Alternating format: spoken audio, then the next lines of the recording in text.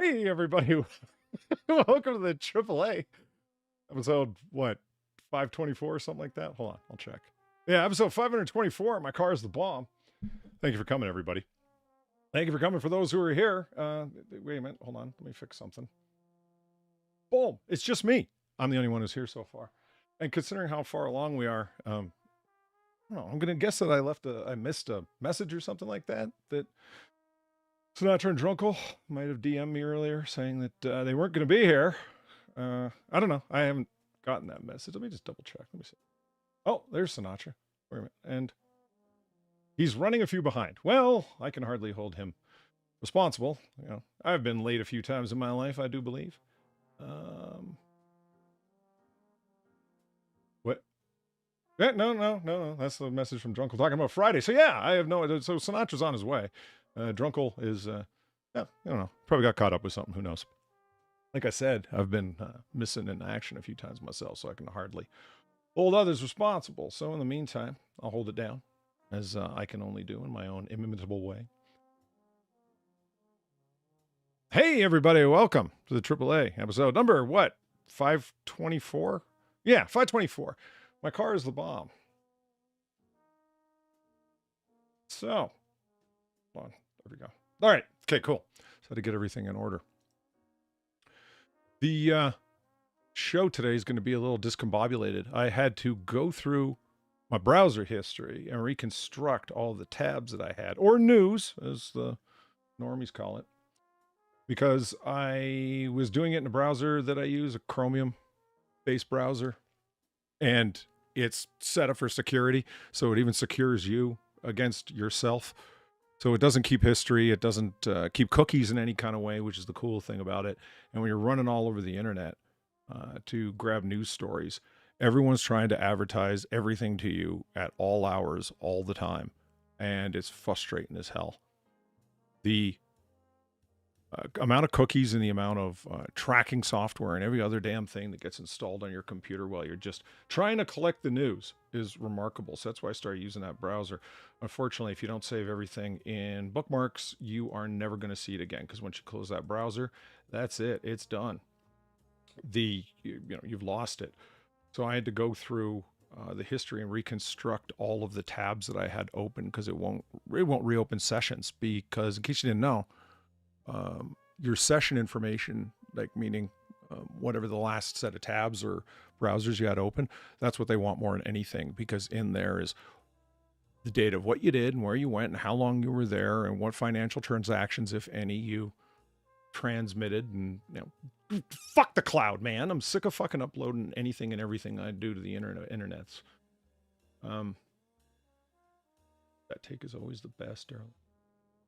Everyone's just saying hi to themselves. I'm just looking over. How am I doing today, J. Kate? I'm not doing bad. I mean, I could complain, but, who'd listen? I'm still feeling down after last night's debate. What a fucking show that was. I didn't catch it live. I caught it way after the fact. And it was... Okay, I've said for a long time, I don't think that news entertainers are credible, and haven't been for a while, at conducting and moderating debates.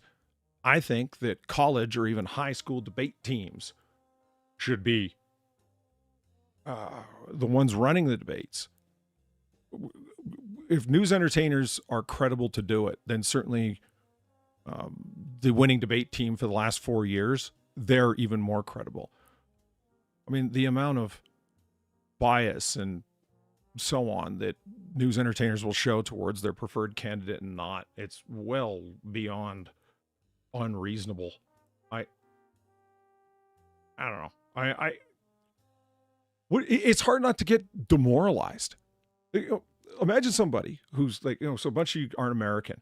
I mean, American politics has got to seem like an absolute clown show at this point. I mean, watching Kamala especially carry on during the debate like she was winning it. When she rested her chin in her hand looking at Donald Trump, like, really? You're really going to say this? Like, the boss bitch pose, like I'm in charge here. It would be hard for somebody not to feel confident knowing that the debate is this rigged in your favor. I mean, how, and it's not entirely machinations on the part of the Democrats and people showing their bias. It's also ABC News and the Republicans. How did the Republicans allow two moderators that biased to run the debate? They damn well knew who it was going to be. They knew it was ABC News. They know the person who heads ABC News is married to and financially involved in Democratic politics. Why would you ever get involved with someone like this? I mean, it's not, they're running scared. Well, no, we're just not going to debate in an environment that's wildly beneficial to you and your fucking candidate. Did I hear somebody pop? Oh, yeah. Hey, sorry. No. Hey, how's it going? How's things? Literally just ran inside. What's going on? No, not too much. I'm just complaining about, you've heard my thing, how college or high school debate teams should be the one running the debates. Yeah, that would be much better than the shit show we got last night. I know. I got tabs and stories about it, but I was just thinking about it right off the top. It just like, wow. The head of ABC News is a hardcore Democrat donor and married too, right? Oh yeah, of course. Look, so like, it's not entirely within now, this is just, it's all of news that's like this. Okay, yeah, Republicans, but you can do a little bit better choosing than what you did. I mean, if you're a Republican today that's like lamenting how Trump performed last night, well, you kind of hold some responsibility for that. You let the guy go on in this environment. He could have done better. There were a lot of softballs thrown up that he just whiffed at. It felt like Kamala was much more prepared for the debate, but she also knew exactly how to get Trump super riled up. Yeah. So he would miss the point on what she said and be more focused on responding to the personal attack. Yeah. No, it's not wrong. I mean, he is provocable. There's no question about that. And if there's anything that defines the Harris campaign, it's distraction from anything approaching reality. Taxation is theft. Oh, God damn it, motherfucker. But the moderators last night, I think, were the worst that I've seen in a long time. They made CNN look good. Yeah, which is not easy to accomplish. I heard somebody just said that in chat. Yeah, I've heard a lot of people make that claim, like you would have been better off with CNN as off as they seem. But then again, ABC News is the home of George Stephanopoulos, and they consider him to be an objective journalist when he's only 5 minutes ago did he become a journalist. He was a Democratic campaign runner for the Clintons for decades, literally. Oh, yeah. He's in The Simpsons. An animated version of George Stephanopoulos is in one episode where, the two aliens, the squid people, Kang and Kodos. Yeah, Kang and Kodos. Yeah. When Kang and Kodos take over for, steal the bodies of Bob Dole and Bill Clinton during that election, yeah, a van pulls up and they're walking around, holding hands. Like, you know what I mean? Like them against each other. You know what I mean? So why are they walking around, the two candidates holding hands? A van pulls up that says Democratic National Committee on the side of it. The side of the van opens up and George Stephanopoulos pushes his head outside and goes, "Sir, people are finding it very strange the way you're walking around holding hands with your opponent." That's how well known of a Democrat he is. He was even drawn in The Simpsons as one. Yeah. It I forgot who said it, but someone said it was a 3v1. Yeah. Because they never ever held Kamala to the same standard they held Trump to. For anything. They would hold his feet to the fire. Yes or no. That's a yes or no question. We fact checked this and we decided that it's false. Yeah. But I think so. I saved the tweet because I was going to use it for the Friday show, but somebody broke it down. Shit, let me find it here. Oh, Twitter. What are you looking for that? Hey, Scales of the Chief Librarian, thank you very much for $6. And yeah, fuck your 30% and your 6%. My Primarch, I also hated the fact that these Lobomites fight Trump on the hungry Haitians. I have no doubts that some Haitians would rather eat cat than ground beef. Yeah. And if you're gonna ask anybody, Haitians, really? You're going to bring up Haitians when there's Democrats on? Nobody did more damage to Haiti than the Clintons. Those are your buddies. Those are your friends. Those are the people like Hillary. You're still lamenting that she lost against this very same strange orange man. She personally benefited to the tune of hundreds of millions of dollars through the Clinton fucking foundation, robbing Haiti of money. What are you talking about? Like, how are you even going to bring that up with a straight face? It's like talking about how Trump's trying to, well, he's into election denialism. Aren't you the guys that talked for 2 years straight about Trump, Russia, and the Russian collusion that after a massive investigation turned up nothing? Count. Well, that's what I mean. It's like the embarrassment and I can't say that, I'll look bad, this will be a bad look. That's gone from American politics. Like unabashed, just, oh, fuck it. I don't care who thinks I'm a hypocrite as long as we win elections, right? Well, we cry about the state of democracy. I got the thing. All right. Trump was fact-checked 4 times. Harris was fact-checked 0. They pressed Trump for 6 follow-up yes or no's, 0 time for Harris. Trump made 15 false statements. Harris made 16 false statements. So he was fact-checked on the migrant. That one was the craziest, about the people who are eating the pets. And they're like, yeah, well, we reached out to the city manager, and he said that he doesn't believe this is accurate. Cannibalistic wizard. I'd say the French did more damage to Haiti. All right. I will counter you with, I take the Democratic line and the far leftist line that, hey, my morality begins at a certain year. Mm-hmm. So, I'll just say 1950 is when my morality begins. So it's fine. Anything that happened before then, it's not really, germane here. Quit bringing up the past, man. Why are you living in the past, bigot? Yeah. Unless, of course, it's the past that works for me, and in which case I'll just move the year back my morality starts at. I've seen the body cam footage of the French in Haiti. No, the people eating the cats. No, I know. Let's be a smart ass. But yeah, it's that was wild to me. Like, they had that pre-prepared for a reason, because they knew that was a big story happening right now. It's like, we're gonna cut this off right at the pass, so we're not even gonna let him bring this up. Yeah, I know. The few times, the few times that it got near like actual policy discussions, like it's not policy that Kamala Harris talks about. Like, here's my plans for fixing the economy. It's a wish list more than a plan. Wouldn't it be nice if? No particulars, no specifics. That's fine. Like I said, people that aren't American that watch that must have just thought, man, this entire place has just become a circus politically. Like during the primaries, especially early Republican primaries, they can be pretty clownish. Yeah. It seems like that is spread to every aspect of every campaign, presidential, local. That's why I didn't. Like I thought, it's okay. Yeah, I want Trump to win, and that's who I'm going to vote for. But I knew if he ran again, they were going to lose their minds all over again.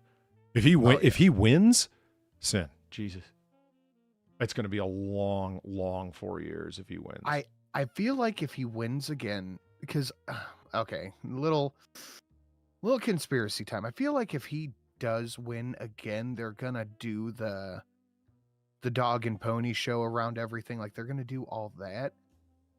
But I just feel like what they're doing right now is to rally for 2028. You think so? The writ large Democrat line right now does not seem to be overwhelmingly in favor of Kamala. I feel like they're like, okay, this is what we can do right now, where we might be able to cheat our way through this, but if we don't, that's fine. We're going to rally to 2028. Kamala is more than capable of being our sacrificial lamb at the moment. Like, we can chuck her to the dogs for the time being, and then we can really put our forces into the next one. But if she happens to pull it out, even better. Yeah. I mean, it's an interesting idea. I know, like, if you have think about like major jihadi groups like ISIS and whatnot, they don't want American and coalition withdrawal from given areas. It's terrible for their recruitment. That sounds odd. It's like, wouldn't they want them to leave so they can like continue to, they could just run the area unfettered?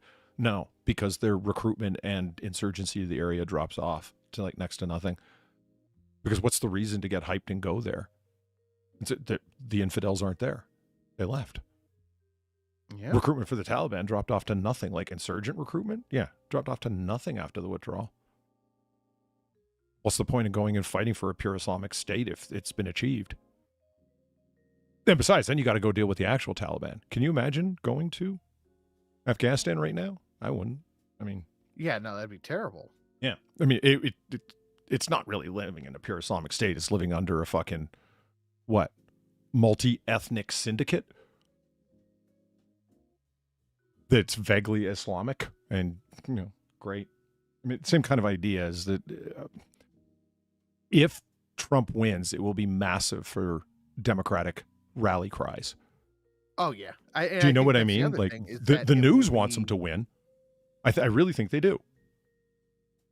It'll be such a rally point for Democrats too. They'll be like, look, see what happens when we fuck up. We don't do enough cheating. We don't get out to the polls enough. Yeah. I know it sounds odd to say. It's like, wait a minute. News entertainers spend all of their time pushing, trying to convict the man. You're trying to say they want him to win. I'm trying to say it's like a disconnect, a schizophrenic thing in their mind. It was look how they were when, way back 2015, right? Trump's running. They didn't stop talking about him. And then it starts to look like he's going to win. Did they stop talking about him, realizing they had given him hundreds of millions of dollars of free promotion? No, they talked about him more. Now we're going to lean into him, not as a joke, but as being like an actual evil threat. Can you believe how racist this guy is? The tone of it changed, but they didn't talk about him any less. So in spite of themselves, they end up promoting the guy, even though they don't want him to win. That is what we're going to try to do. Wow. Winston just scared me there. Fuck Winston. Give Really, thank you for the tree 50.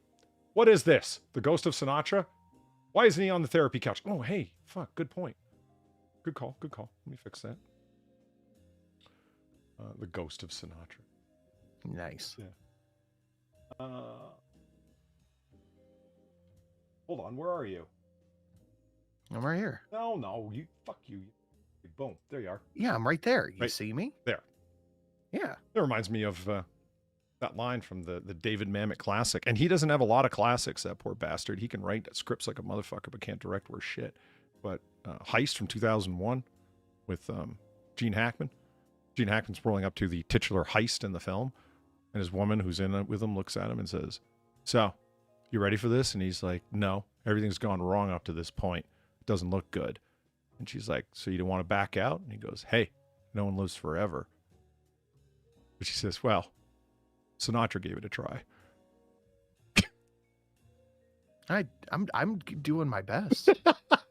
I thought that line was classic. That's great. It really, I mean, the guy was alive from the 40s as a teen heartthrob, through the 50s, 60s, 70s. I mean, the guy's career just wouldn't stop. It was like, yeah, he really was immortal for a little while there, half a century or more. Oh, he's so smart, Susan. When you're that good. Yeah, right? I'm going to assume that you're just mocking me there, Susan. But it's okay. It's all right. We're here for all of the funds. Susan would never mock anybody. Susan 69? I don't know. No, she's the goodest girl. She'll never mock anybody. Twisted Jack read the Quran. Have you? Sin? No. No. You should, just for the fun of it, you should take the Quran challenge. It's What's that? Go online because it's available online on a whole bunch of format. Okay, pick any page you want. Doesn't really matter which one, randomly. Okay, and read 5 pages in either direction and count how many times it threatens you that you're going to hell.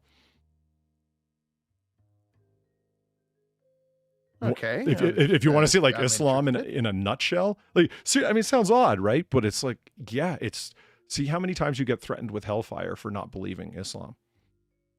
It's like, and this is supposed to be like the direct word of God, and it's like, wow, God's very disciplinary, isn't he?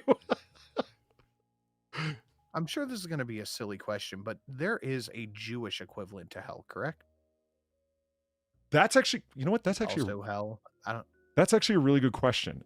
It depends the interpretation of what hell is going to be like. Depends on the kind of Judaism. There's like Orthodox and Reformed. A damnation. Yes. Yeah, the short answer is yes. Yeah, the short answer is yes. Okay. Because I wonder how that's gonna play out into, the Catholic Bible, the Christian Bible, and the Torah. Like if there could be a side by side comparison made.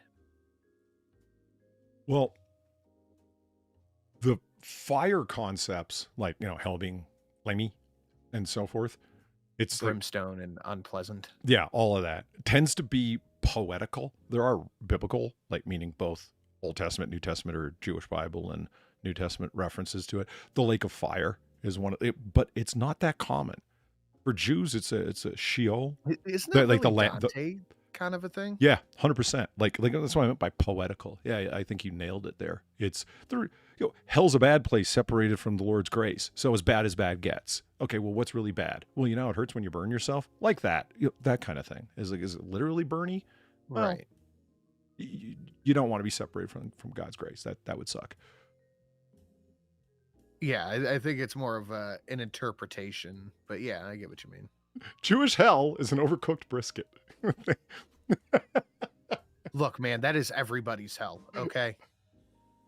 Nobody wants a jerky brisket. No, that's it. Seriously. I mean, you can't have it rare because that's just not kosher, right? It's like they're the masters of the slow cook. That I got to hand it to them. And they make great potato pancakes. Other than pastrami. Oh, yeah. Good call. Right. Pastrami. You know what I'm not into, speaking of pastrami? A Reuben sandwich. You ever had an authentic one? Yeah, they're delicious. What are you saying right now? Really? You like it with the sauerkraut and everything? Oh, it's the best. Oh, see, it's the sauerkraut that turns. That's what I meant by authentic. That's the part that turns me off that I can't stand. I just really don't like the sauerkraut. What? Yeah. And it's like, I've ordered it without. I remember if you ever ordered one of the Reuben sandwiches where it's like good enough for like 3 sandwiches, buy a loaf of bread and keep unstacking the pastrami to other sandwiches they gave you so much. I mean, that's just good. But, oh man. Really? You like pickled cabbage? Yeah. Oh, okay. Open-faced or a closed Reuben? Closed are the only ones I've had. I've never had an open-faced. I don't think I have either. But either way, I'll try it. I fucking love a Reuben. Hold on. What? It's also what? Russian dressing? No, I don't know. Delicious. It's delicious dressing. Composed of corned beef, Swiss cheese, sauerkraut, and Russian dressing, or Thousand Island dressing. Grilled slices of rye. Delicious. Yeah. I've had it packed on like it feels like you're really just biting into a solid piece of meat. The slices were so stacked so high. There, I got it out. Oh man, here, Sin. Now I'm just looking at pictures of Reubens here. I got to show you what I'm looking at. It won't make any sense if I'm drooling online. Get one. Boom. Okay, there you go. There's chat. There we go. Is there anything better than melty cheese on a sandwich? Look at that. I would love to see it, but it's giving me the loads real bad. Oh. Is that like constipation? It's the reverse of the runs, the loads. Oh, baby. Look at that. Oh, there we go. Look at that melty cheese. Oh, yeah. And it's toasted to perfection. Look at that. Yeah, dude, I would eat like 5 or 6 of these if I could. I've ordered the Reuben and I said, can I get no sauerkraut on it? And you think I would have said, can you shit on my plate, please? Like the look I got, it was. Oh yeah. They're offended by you. Well, yeah, but outside of the fact that I'm a Gentile, what's their problem? Oh, I'm having crazy audio lag. Hold on, let me restart here. All right. I want one now. Damn you. They're delicious, man. And one thing I've never been able to figure out, I just saw the pickle in the background. Kosher pickles. You can be assured of a nice, crisp, not limp, not turgid pickle by ordering a kosher one. And I don't know what it is. I guess the salt is what makes it kosher. But I have had, it was a thing for a little while in bars and bars that had kitchens, what are you going to call them? Like pubs and whatnot, where you could order burger baskets and shit where they made their own pickles in-house. That was the thing. It's like, we make our own pickles here. Yeah, and they were all sloppy, turgid, erectile dysfunction pickles, man. They were terrible. Yeah, they were mushy. Who the fuck wants I'm having like a 6-second audio lag, and I'm talking over you, and I don't mean to because I'm just way behind. I don't even know what caused Let me that. restart my rig. Maybe that'll help. All right. See, chat, this is what I mean. When it's stacked so high, you feel like you're biting into a solid piece of meat. I really did buy a sandwich from a local takeout, a Reuben. And yeah, I ordered it without sauerkraut. And I was able to make 2 sandwiches out of that sandwich by pulling half of it off and rebreading it on new toast. That's how fucking high they stacked. I mean, I'm not complaining. It was just, how the fuck are you supposed to eat this thing? It was just a mess. Garlic makes it kosher. If it was someone other than you, Cheshire Smurf, I might accept that as an answer. But no, I've been duped too many times.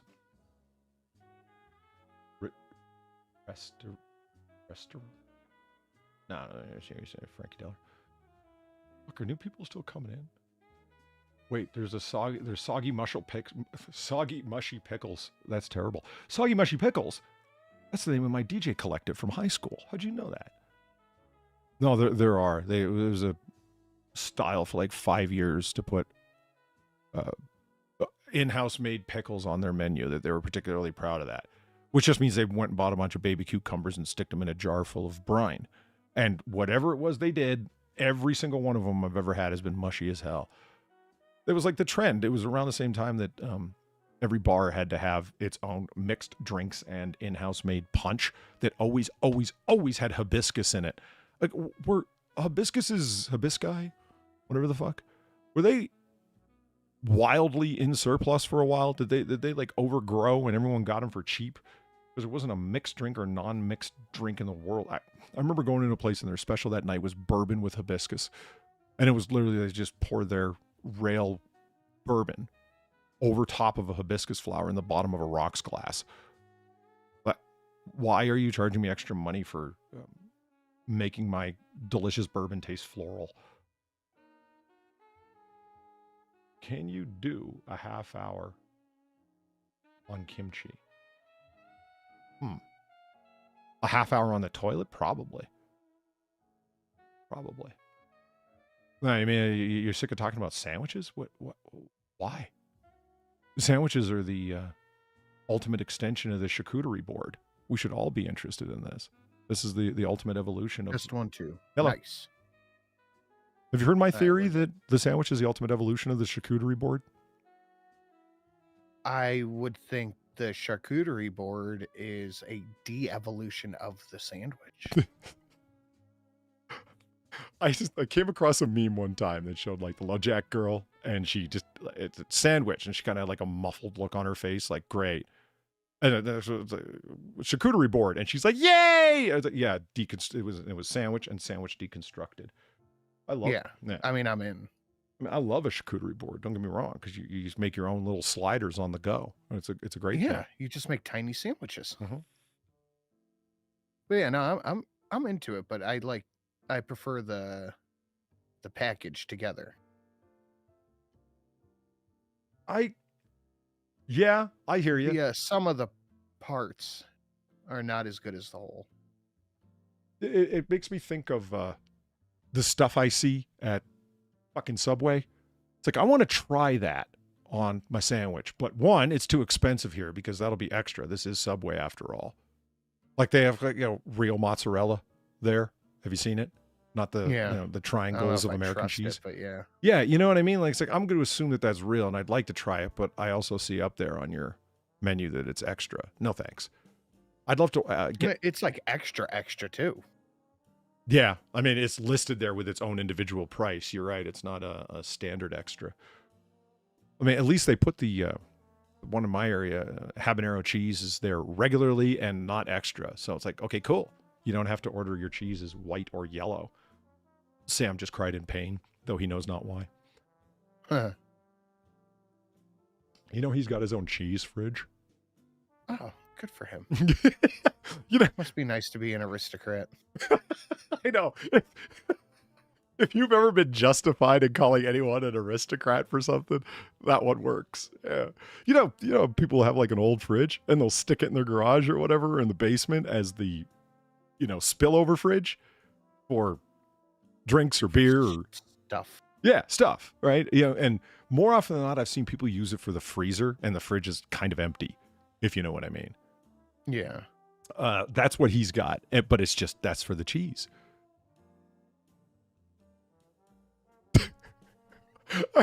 I'm a little bit at a loss right here. I don't want to see. I was torn, man. I wanted to make fun of him, but I'm also at the same time thinking that's also kind of cool. I didn't know what to do. I mean, it's definitely worth making fun of him about, for sure. Yeah. Well, he said it was mostly about the smell because some of the cheese is pretty damn potent, and you don't want that. You don't want your eggs smelling like that, for example. Yeah. Okay. I mean, isn't that what the separate little doors are for? But which it probably doesn't do the same thing. No, because he wants to set it at a very particular temperature that the little door ones don't. I mean, I told that story on AAA when I put, or on Noir Bar. I mean, when I wanted to try the butter door out that has its own little temperature dial on it, and the dial just goes up and down. It doesn't say plus or minus. It just, up or down. So I'm like, I didn't know what it did. So I shoved it all the direction in one way, and my butter came out of there like a brick. So it works. Yeah, but then you're stuck with it like that.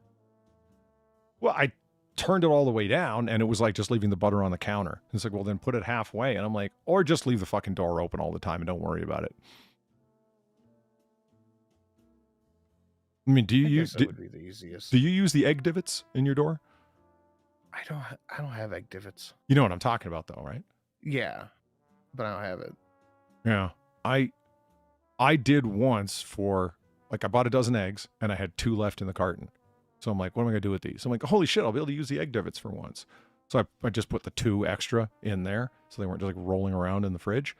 Yeah, the first time I closed the door more than gently, they flew right out of there and smashed in a closed fridge that I discovered hours later when I opened the fridge.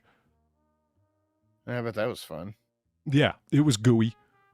And, there's enough air in there that they had, pretty much dried out. It had become like an adhesive egg gel. You need to get the coarse sponge out. Mm-hmm.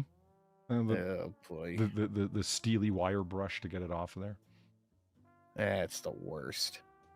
Yeah. Fridge spills are somehow so much worse than regular spills. And I can't explain it, but they are. One of my friends has the pull-out drawers in the fridge that the rollers are on ball bearings and shit. Right. He swears by it. He says, I'll never be without a fridge like this again. It stopped me from spilling anything in there because you can like totally overstack your fridge and you just open the door and roll that shelf out, and then you can lean over and grab the thing in the back, never knocking anything over. I mean, I get it, but he sounds very much like a polyword explaining. Was it the "I'll never be without it again" part? Was that it? Yeah. Yeah. Okay. It sounds very polywordy. Once I had an atomizer, I'll never put my cologne on differently. Yeah, it's like, okay, man, we get it. Have you ever known someone who had one of them things? The little No. the ball on the tube that you give the little spritz, No, I have one, I think. For what? For absinthe rinses. Oh, okay, yeah. But not for cologne. I'm like, what could you possibly have that for that I wouldn't make fun of? I'm thinking like engine oil, penetrating lubricant. Absinthe. Yeah, absinthe. All right. Are you gonna make fun of absinthe? Nope. I'm gonna let that slide. Oh shit. Forgot about that. Fuck. I don't know what's going on with my $5 donations. It's still fuckered. I feel like I'm gonna need to I don't know what. Shut down the whole fucking thing and start over again from scratch on a different fucking account. Pisses me off. For $5? I don't know. Yeah, You $5 should- just won't play. Here, Zero, I'll give you this one. There. Funny how? How am I funny? I'm funny how? I'm funny like I'm a clown. What the fuck are you looking at? What the fuck? With echoes. I'll give you a good fellow Otter with echoes. Funny how? Nice. Oh, stop it. Zero, thank you very much for the $5, even though it's not working. Ahoy, hoy, Polly. In the kitchen, the beet soups come to an end. Not with a boil, but with a simmer. The beet soup has come to an end. Not with a boil, but a simmer. Are you actually boiling beets? I mean, it's not spelled beet, like B-E-T. I don't know what's happening. I feel like that's supposed to be not with a bang, but with a whimper reference. But Yeah, right. Sure. You know, it's but it's not. but it's a It's reference. not. Like the beet soup. I don't. Fucking, that was a while ago, so it was probably in reference to something that happened right at the time, and I'm just a jackass. But anyway, before we got started, you tell him, hyped Dave, thanks for the $1.69. I found where the Polly was hiding the weird white coffee powder. I'm gonna get a new record for dipshits per minute. You don't want to know what I'm doing to them. So smash that like button or else, cocksuckers. Woo! Okay. I'm deeply opposed to that coffee whitener powder. The coffee creamer powder. Yeah. I don't use coffee cream. I drink my coffee black, so you can imagine how I It's feel the about bean juice. Yeah. You can imagine how I feel about white powder. It's actually called coffee whitener. It's like, are you that desperate to I not? think Shelly uses that. Why? I don't know. Like all jokes aside, I would have less judgment for somebody who used almond milk or rice milk, or you know what I mean? One of them vegan health nut options. Right. Yeah. I would say a hell of a lot less. It's like, okay, it's either this or coffee whitener. It's like, okay, carry on. You have my support. Coffee whitener. That just sounds gross. Well, it's shelf stable. Yeah, so are fucking half the foods and MREs. Doesn't mean you want to take in those on a daily basis. And right after we ended the show on Monday, Gamer Valine sent me a donation for Tree Fitty here that I didn't get to read. Oh, hold on. Let's listen to Winston. At any rate, that is what we're going to try to do. Thank you, Sir Winston. My neck is acting up. I can't. What? Sorry, go ahead when you're done. My neck is acting up. I can't drive without rotating my body to see. It's not the day. I am angry to be confined to my guy's schedule. And Gamer Valine's home all week getting the central air AC installed in her house for a nice. fuck ton of money. So now it'll be like a very consistent and livable temperature in there. And I mean, Arizona, right? You want that. You can only do so much. No. Rice milk sucks. Classic hostile environment. Yeah, I mean, you're in the Scorpion Valley there. You got, I say, do what you got to do. Yeah, I just checked my phone. Drunkle said he will not be here tonight. He, a buddy of his, showed up who moved away, so he's going to be hanging out with him. Ah, okay. Rice I milk and should've coffee checked it sooner. sucks. No, I totally fucking believe it. I mean, like I said, if you just I say drink it black. Like Dietrich said right there, black coffee supremacy, 100%. Oh yeah, it's the best. Just the bean juice. 30 of the time. Oh, wait, you shot me.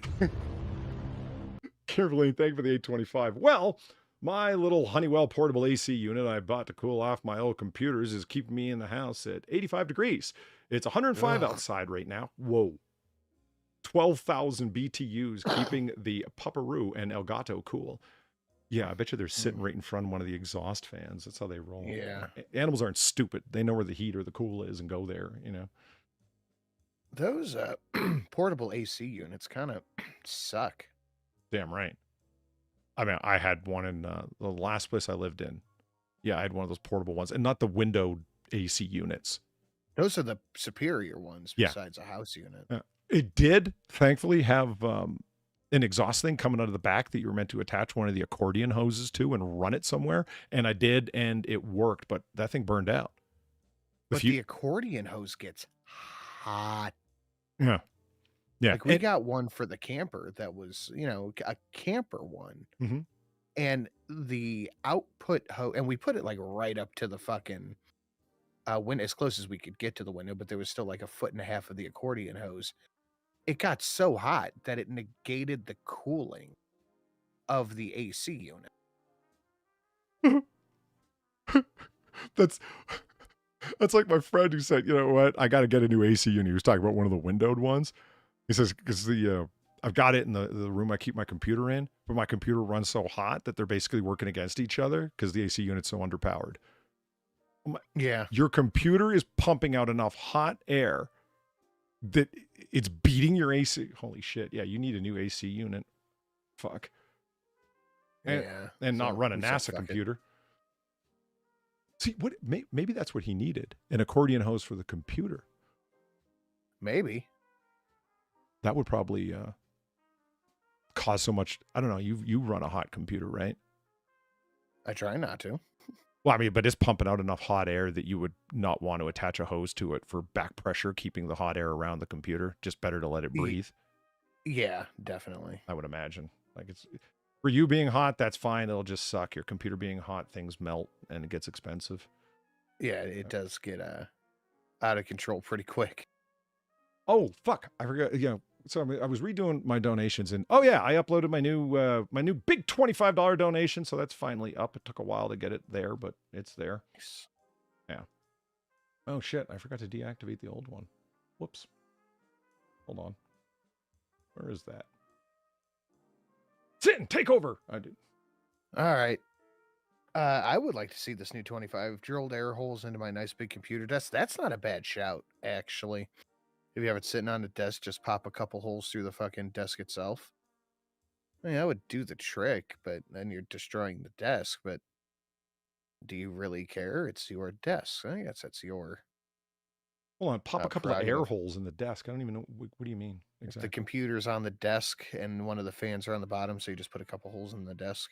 Oh, okay. All right. I mean, that makes sense to me. There we go. Okay, there. It's all set. Yeah, new $25 donations up. So yay. Nice. It was a banger. I worked on it forever. And I mean, if I'm going to bring in something to compete with Goku Banger, it better be pretty fucking good. I figure. That's true. Yeah, Goku Banger's a classic, man. It is. It's one of my favorites. Okay, you want to do some snoozing? Yeah. Oh, you know what today is, right? It is 9/11. Yeah, it is. Yeah, it is. That's I'm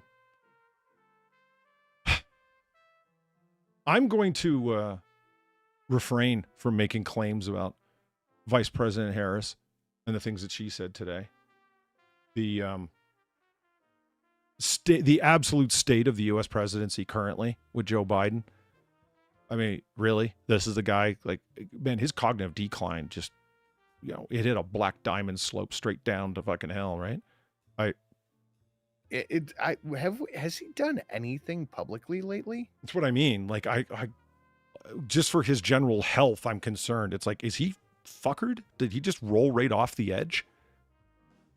He might have. Like, where he needs, hospital level care, or just can't be out in public because he gets confused too fast. I mean, people do get old like that. Dementia comes on fast sometimes. Yeah, but it happens. But I fucking. It's a national gaslighting that we're dealing with right now. Because the same people who a month ago said Biden was perfect and good to go and no cognitive issues at all are the same ones saying, yeah, Harris is going to be a great president. Yeah. Well, just completely silent on Kamala because of the non-job that she did. She got hired for DEI reasons, and it's like, okay. And then, like, like you said, she became like, the toast of the town suddenly after Biden steps down. And I'm not convinced that it's just that Biden suffered a severe cognitive slope downwards recently. It's more like, we're just going to pretend that President Harris is the president, and which means you need to step back, Biden. For the last few months when she's running her campaign, it needs to look like she's running things. Have you heard them trying to claim now that President Harris, that Kamala Harris is not and was never the border czar? No, really? They're trying to step right off of that? Yeah, they were doing it all before the debate last night. They did it like 10 times. They're like, she was never appointed a border czar. I don't know where they're getting this conspiracy from. Everything that anybody says is now anything that any Republican or someone who's not guaranteed to vote for Biden says is a conspiracy theory.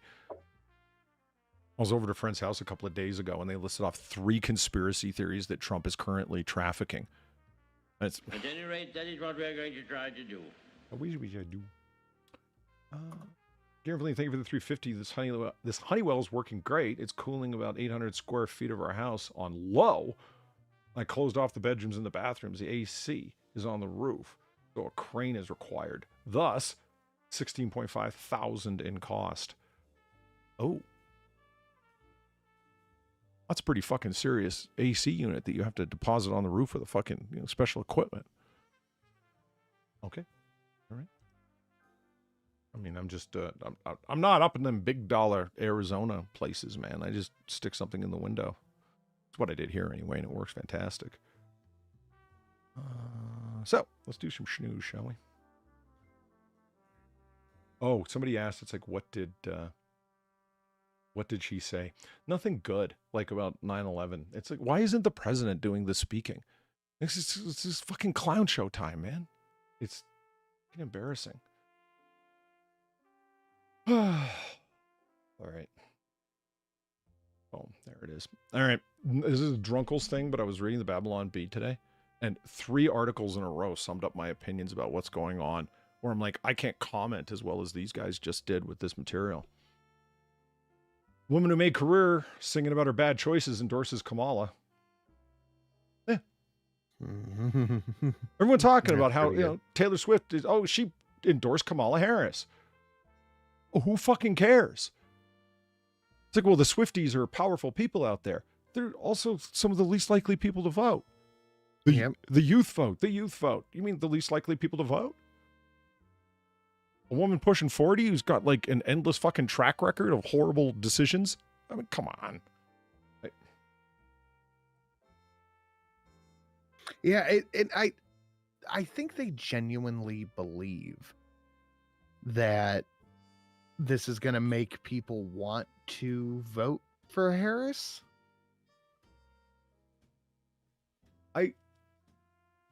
If you push something long enough, look how it worked with Trump and racism. You know that they talk about that in war rooms and campaign rooms around the country. It's like, It's like, look, what did we really have on Trump?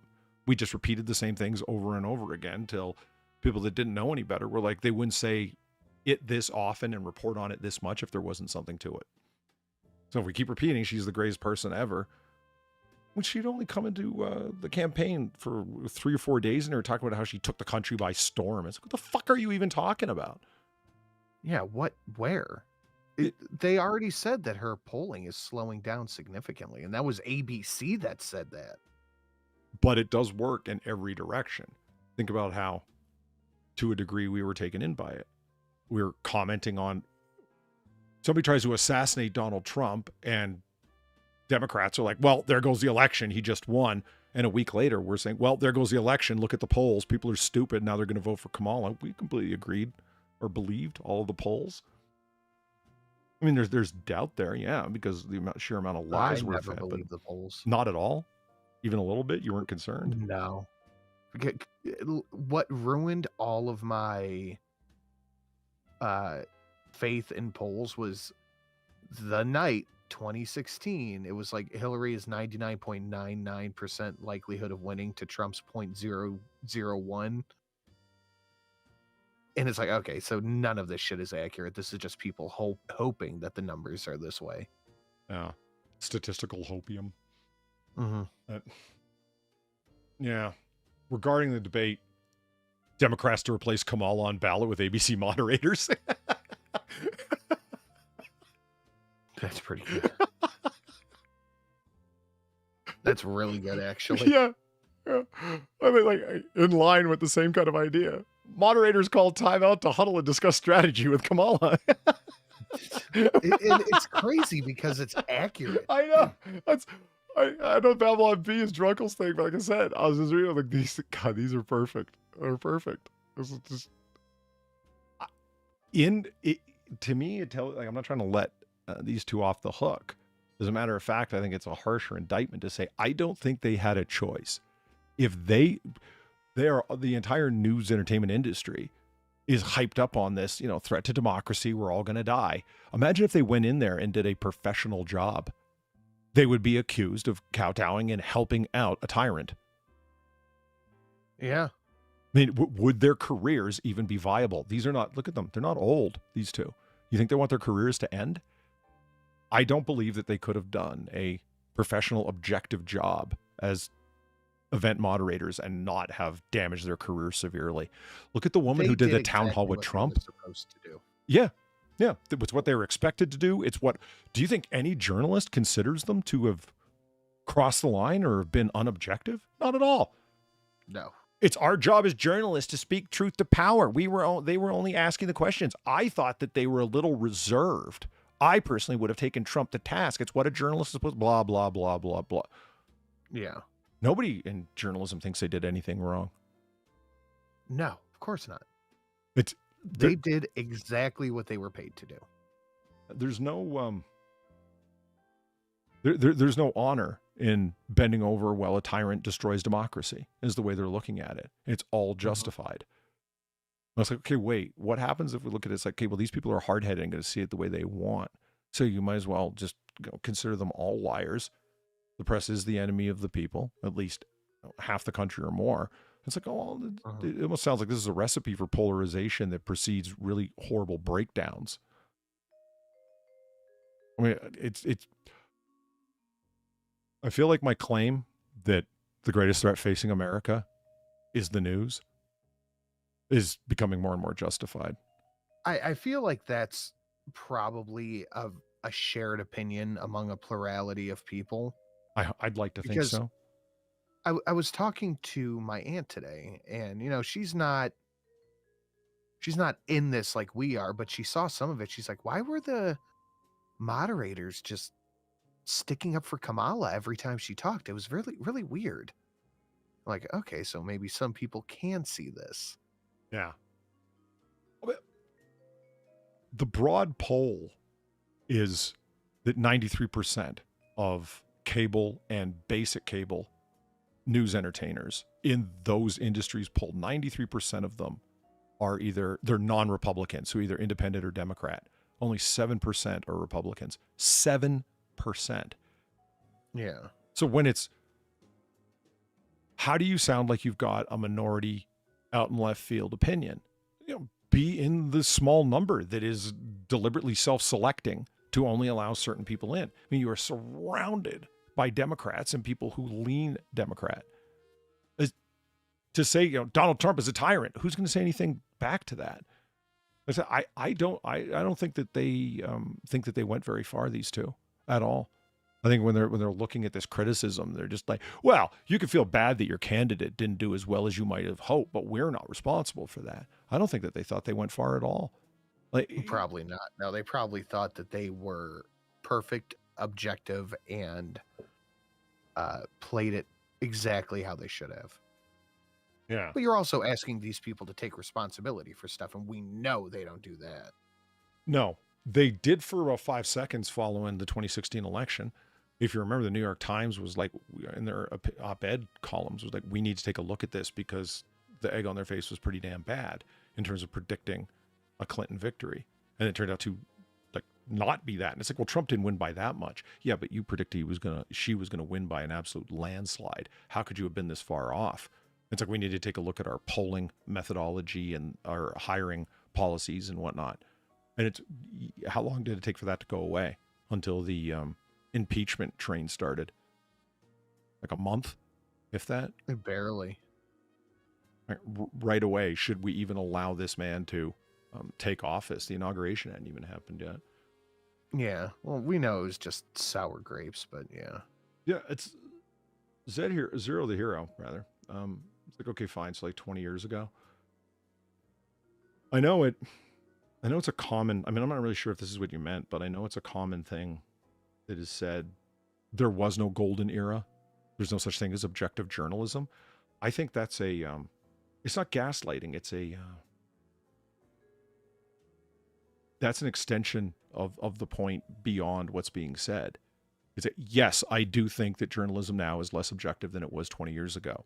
At no point did I claim that if you keep going back, you will find a golden era of absolute objectivism. No, you never will. Well, there'll always be bias in journalism. I never said that there wouldn't be. And I don't think that's anybody's claim when they talk about things like this debate happening. Is that, can you find this level of bias in previous presidential debates? Rarely, if ever. Yes, that much is certain. Was there a time 20 plus years ago when newspapers did not endorse specific candidates like explicitly? The Washington Post prints an article saying this is the candidate we support. Yeah, absolutely. More than like 20 plus years ago, they would never have done that. It would have made them look ridiculously biased.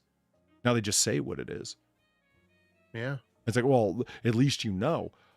Okay, fair enough, but it's the largest newspapers that are considered the national newspapers. So looking at LA Times, New York Times, the Washington Post, they're all pro-Democrat, every one of them. They have all endorsed nothing but Democratic candidates and done smear jobs on Republicans. So that's not by accident either. Yeah, so it's like, are there conservative newspapers, Republican newspapers?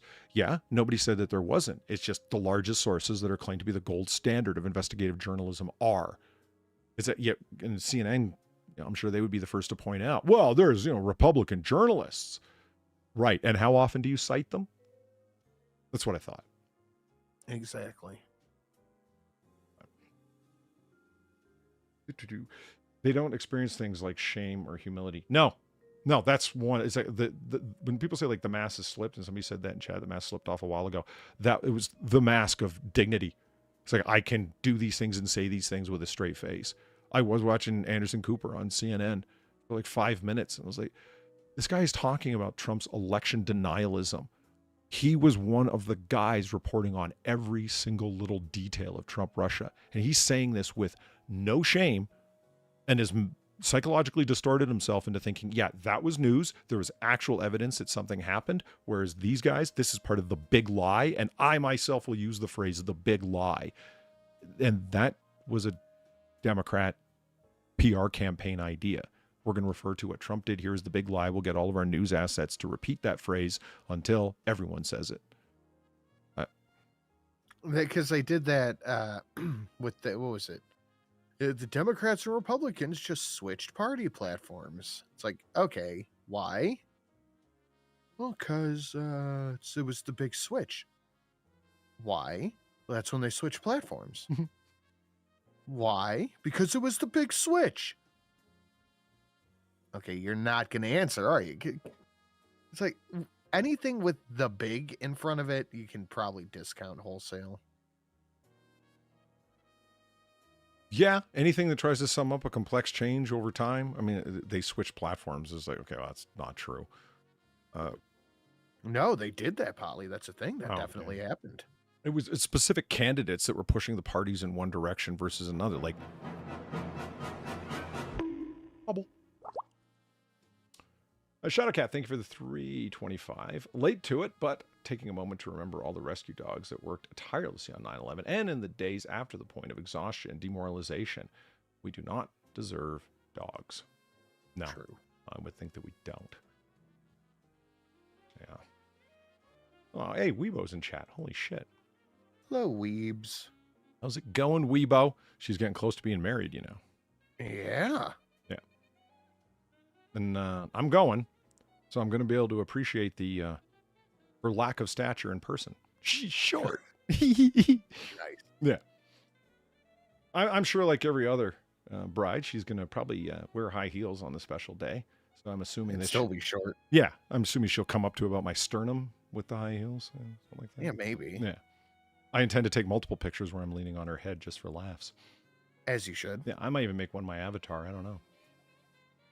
This is the global opinion on the debate. Republicans dismayed by Trump's bad and unprepared debate performance.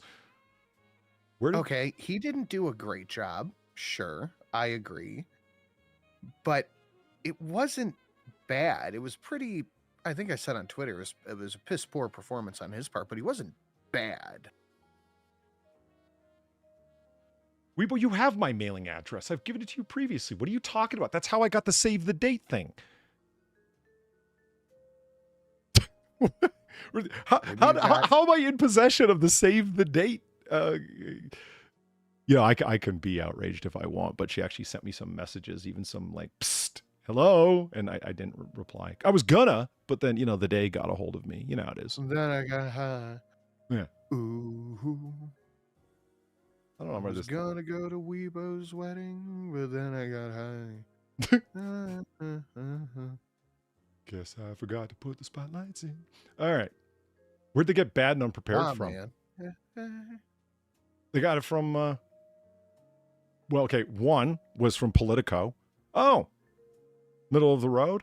Okay. And bad, they got that from Chris Christie. Oh, a lifelong friend of Donald Trump. Nice. Yeah.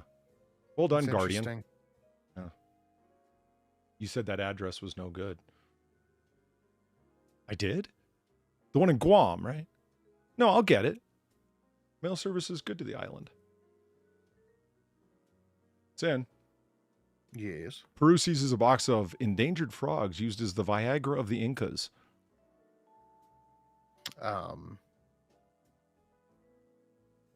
I got questions. They grind them up and put them on their breakfast cereal. Okay, I got answers. I don't know that. That's what you do with a whole bunch of Chinese traditional medicines, though, like all the mushrooms and herbs that they... Human horn. Yeah. Speaking of dicks, there's going to be a whole lot of people out there whose dicks are going to remain limp for the foreseeable future. Peruvian authorities seized a shipment of 390 endangered lake Titicaca frogs, which are used by traditional medicine as an ingredient to enhance the sex drive. After you've... Oh, Titicaca. Right. That's what that says. After you take... Yeah. Perhaps the funniest lake in the world whose name does not come up in normal conversation. Understand the Peruvian authorities are doing this because the Lake Titicaca frog is being threatened by illegal trafficking, pollution, and climate change. Your sad little romantic situation does not take priority over the life of a frog. You know you're reading Vice when, huh? Yeah, I was going to say, this sounds very interesting. I was just reading in, like, how endangered is this frog? Not very. That's what caught my attention. It's like, are people grinding up the last, 10 of these things on Earth because they think it's, in some vague way, going to help with their sex drive? And they keep talking about limp dicks. It doesn't even say anything about erectile dysfunction. It's just vitality for men and women. So unless they're ancient Peruvians were targeting this at trans women, what are you talking about? Yeah, and of course, climate change. Exactly. That's how you know you're reading Vice. It's like Trump thinks he did bad in the debate. Well, of course he did. Climate change or something. Climate change or something. Yeah. Egyptian archaeologists urge a German museum to return Nefertiti's bust. A petition by ex-antiquities minister asked for the return of a bust, saying it was removed from Egypt illegally in the early 1900s. Illegally? The government that established that legality hasn't existed for I don't even know how long and has been repeatedly overturned in military coups, in popular uprisings, in all kinds of Islamic squabbles. What can you imagine, a Frenchman today appealing to the Third Republic and saying this was illegal back when, King Louis was in charge of things? That's what the essence of what they're doing here is. And no, the Germans love to kowtow. They're probably going to send it back just because they were asked. Someone's going to call them racist and they're going to do it. But I don't think they should. Fuck them. You know how many times this thing would have been blown up over and over again? Yeah. And, I'm just going to take the shot before we leave here. She sure don't look black to me. No, most certainly not. I mean, Elizabeth Taylor? No, but she wasn't playing Nefertiti. That's true. I'm just saying.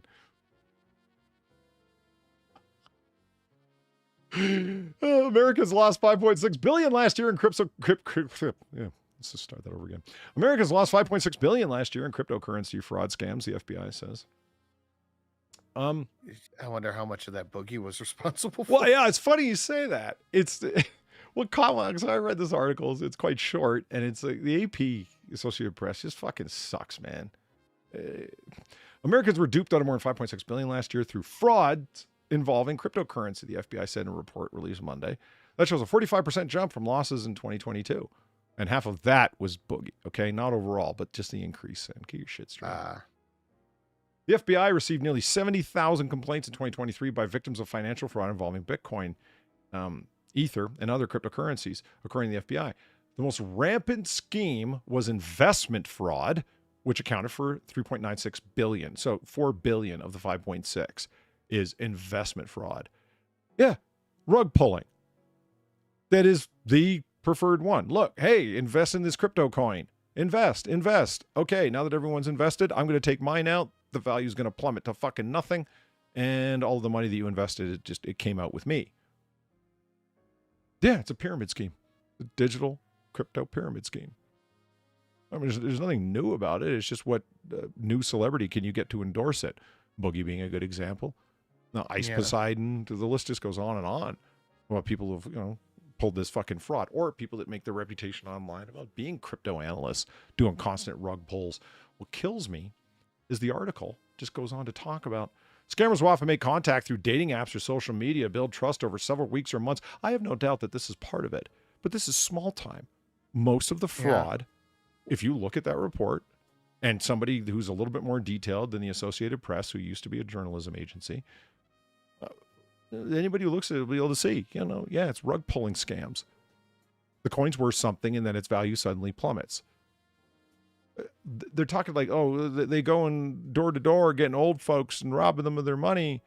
No, that doesn't account for the 4 billion bulk of it. Let's not forget Sam Bankman-Fried. Yeah, let's not. Well, it's a good thing his girlfriend and the financial planner for crypto exchange is the daughter of the current SEC director. I'm sure that helped out a little bit with her not getting charged with anything. She'll be fine.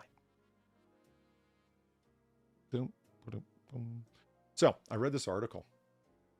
Are you a victim of gaslighting? New tool helps identify manipulative behaviors in relationships.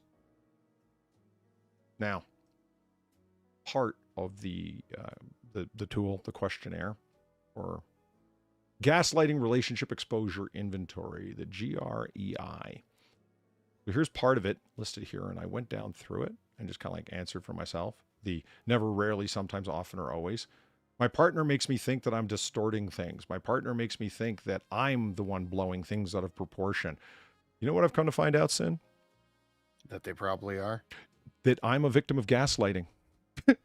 Oh? Just reading through this, it's like, please rate how the following statements are true regarding your relationships with your partner. I'm like, which one? This is an inventory of female behavior. Just saying. My partner makes me think that I don't understand situations in our relationship. You mean the primary claim when any kind of discord happens? You just don't understand what's going on. You don't get it. You're not listening to me. Right. Well, you said this. You don't understand anything. I don't have this problem with anyone else but you in understanding these things. Oh. My partner makes me question my memory about things that happened between us. That never happened. No, that happened. That's what you said. Those were your words. Okay, yeah, but you didn't understand them. See, sometimes they double up. Do you even like women? Shut up, Platty.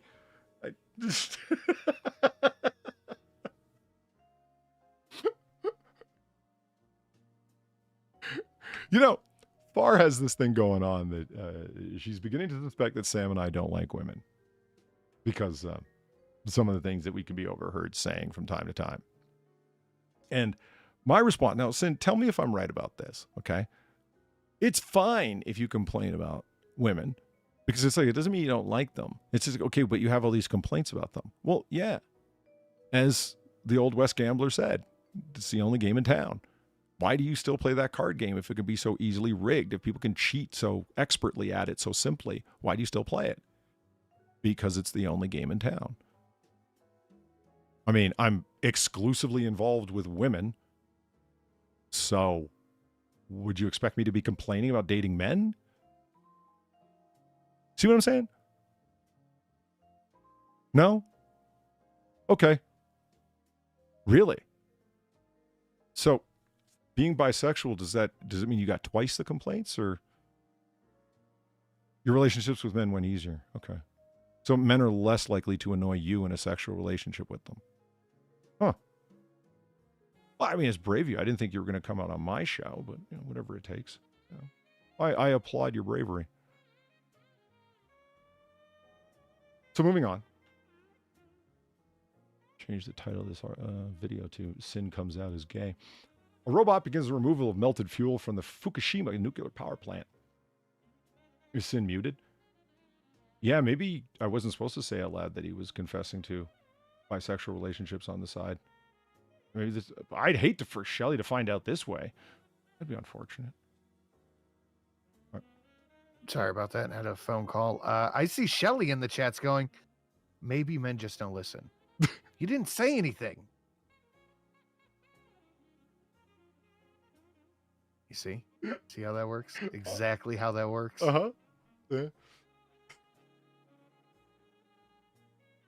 Get a faster robot.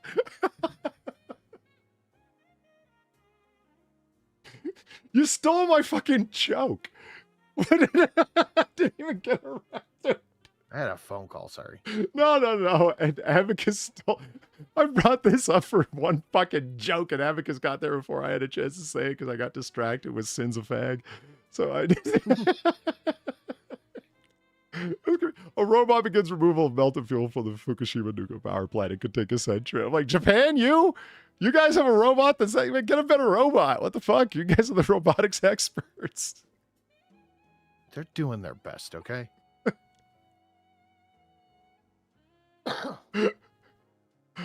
Okay. Carnival cruise graces ice in Alaska. Passenger compares it to a modern Titanic moment. Did that ship go down? It Did didn't. Celine Dion start singing? There's the No. ice. It did no damage at all. None. It didn't even scratch the paint. They tried determining where the graze happened. They couldn't. It hadn't even scraped the paint. A person took to TikTok. Another person took to social media saying, oh my God, I feel like I'm on the Titanic. I love you to my family and remember me. Oh my God. Bunch of polywords. The hull of the Carnival Spirit was assessed and no damages were found after the incident on Thursday.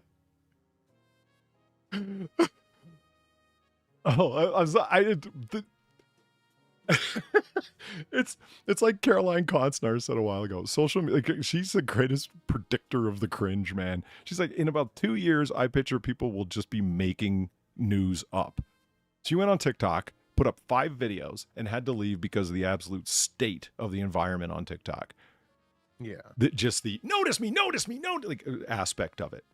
It seems to be a lot of that, yeah. The desperation for attention, and it's not like there's an absence of that on social media generally, be it IG or YouTube or whatever. No, people are.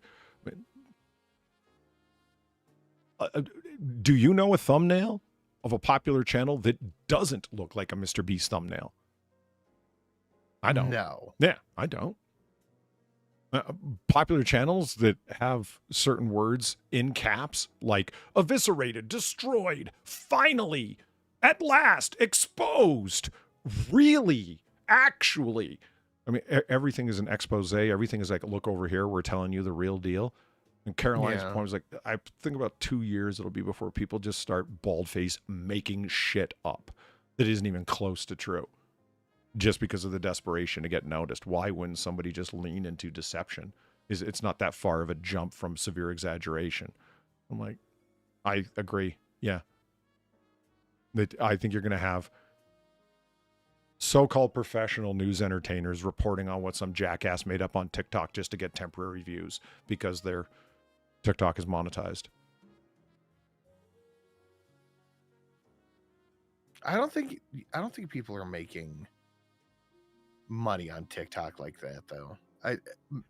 They have to be getting like endorsements or something. I really can't believe that TikTok is bringing in that kind of money. You know what? I don't know. I remember how much of a boomer I felt like when I found out that you could monetize your Twitter account. I was like, you can? Yeah. You know. Again, that's another thing that's not a ton of money.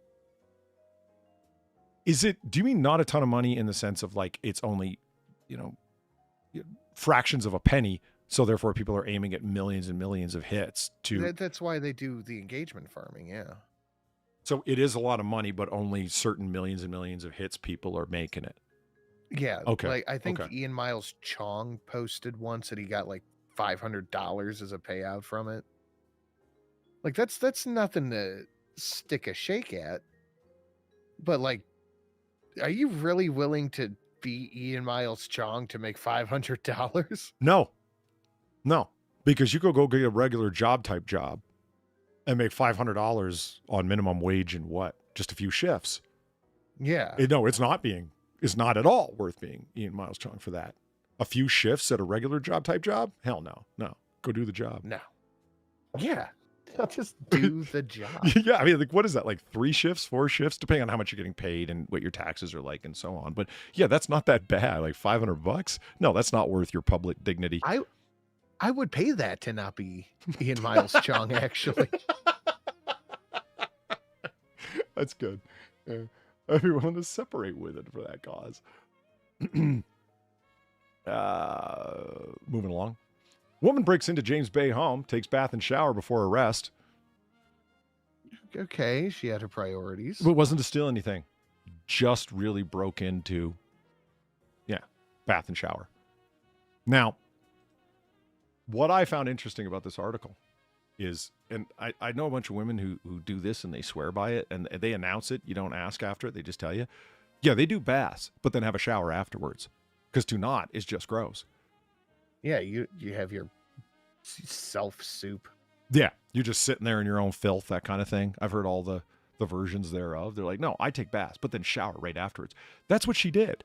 So this is no like homeless meth head bag lady who broke in there. This was a regular woman. She lives somewhere with its own shower. So like maybe a girl type girl. Yeah, maybe she's just crazy. Like fetishizes using other people's baths and showers as a thrill. Like there's remarkably little information on this, but I find this fascinating. I mean, would you not? I thought about it and it'd be like, I don't know. It's like finding out that somebody had sex in your bed. Are you really comfortable sleeping there immediately without a very serious, steady cleaning? I don't think that bothered me that bad. You wouldn't feel that your privacy is slightly invaded by knowing that someone broke in and used your bath and your shower? Oh, if it was someone that broke in, yeah. But having, sleeping on a bed that someone just fucked on, that's not a problem for you. If it was someone I didn't know and they like broke in my house and did it, yeah. What? Like if I was at a house party and the bed I was sleeping on, people just hooked up in it, and it was like people I knew. They're like, man, okay. Okay, I gotta ask. Explain Turn to me. down on the sheets. Explain. Oh my God. Explain to me or help me understand why you're okay with sleeping on the excretions of your hetero life mate, for example. Because if I am in a position where I'm doing that, I am too drunk to care. Okay, you're conceiving of it like a place to black out. Like, yes. Okay. All right. Like, but if it were like a Tuesday night and you were sober as a Mormon, you wouldn't. We'd have to get some new sheets going. Okay. I feel like I understand your position better. I'm not nearly as outraged. I was going to say, like, Saint, you're disgusting, bro. You are fucking gross. No, but I take a shower after my bath. Once a year I take a bath. Man, last time I took a bath, I was a little kid. I just thought about that now. I'm not opposed to them at all, or just haven't. If I'm taking a bath, it's usually because my back or my leg is hurting, and I just want to soak it in the hot water. Susan showers, bathes, then showers. That's a typical Susan evening. Is there a glass of wine and floating candles? It's a floating glass of wine and regular candles. Okay, wait. You joke, but were you aware of a floating glass before now? I'm sure it exists. I mean, because if it doesn't, that could be your thing, man. Like wine moms? a floating glass that didn't turn over very easily. That could be a thing, man. It's got to be a thing. I would think so, just because it seems like such a, like, whoa, that's a serious wine mom thing. I'll tell you why. When I was at, so I went to Michael's to buy a bunch of tea candles. I wanted the paraffin wax. I just needed cheap wax. So I bought a whole, like a 50 pack of candles. Half the candles in the aisle were floating. I was like, wow, that's how you know Michael's really is catering to the, the soccer mom demographic, Yeah. Michael's is my go-to place. Michael's and Hobby Lobby. Yeah, 100%. If somebody has a request of me to make a certain type of paddle or something like that, I immediately go to one of those two places because they've got everything. Yep. If you need to, Michael's and the hardware store are the only two places I've been where if you ask for something specific, like, and you just say, it's for a project, they go, oh, okay.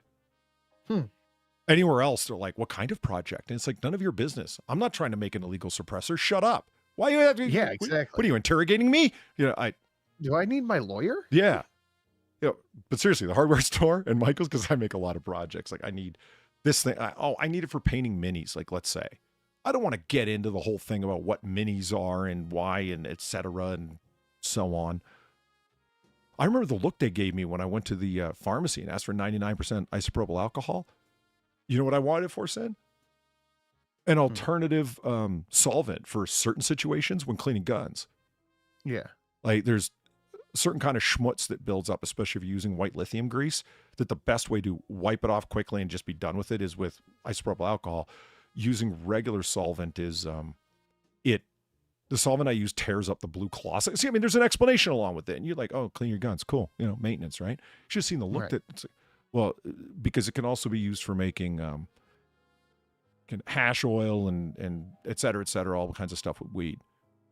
And so it's like, well, what do you want it for? They had it behind the counter at CVS. And I was like, solvent? And they're like, for what? I'm like, cleaning guns? I shouldn't have said anything. Well, they give you a weirder look. Yeah. Oh, 100% they did. So it's like, no, I'm not.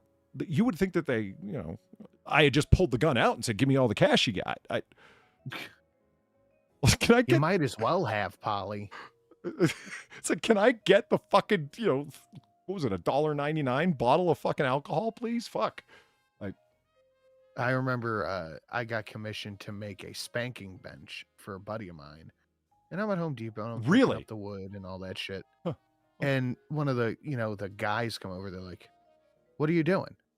I'm like, I'm working on a project. She's like, oh, what are you working on? Maybe I can help you. I said, a BDSM spanking bench.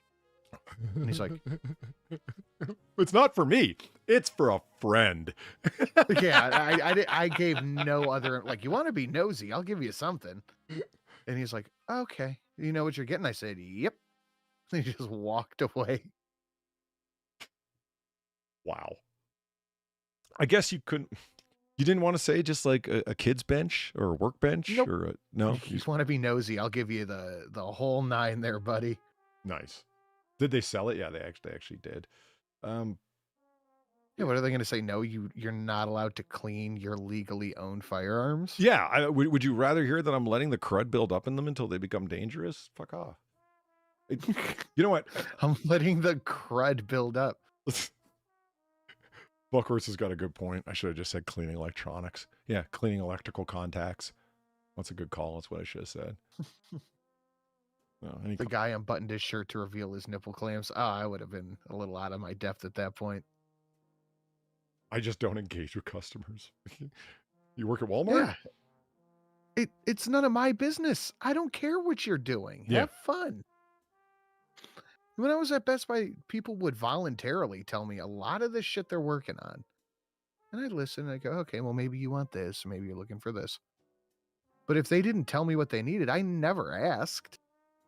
Yeah, I mean, I don't care. Isn't your task to help them find the thing? I mean, I think some people just like being experts. It's like, well, what are you making? Because maybe you've got it all wrong. No, see, what you need for that is, over here. They're not trying to be helpful. They're trying to actually, Yeah.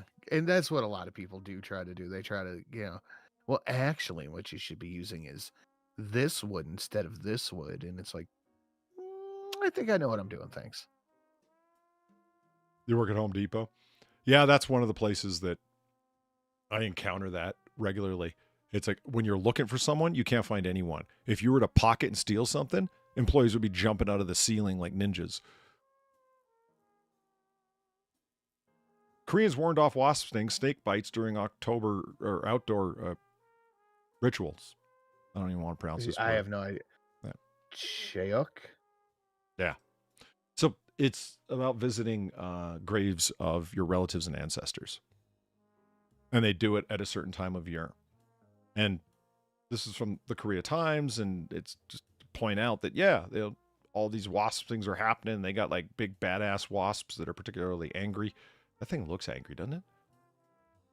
They always look angry. It's the old, fuck, Ghastly had a word for it. The cartoon thing, pointy is bad. Right. Yeah. It legitimately looks like it's got like a demon eyes, you know what I mean? It looks angry. Oh, I'm gonna sting the fuck out of you.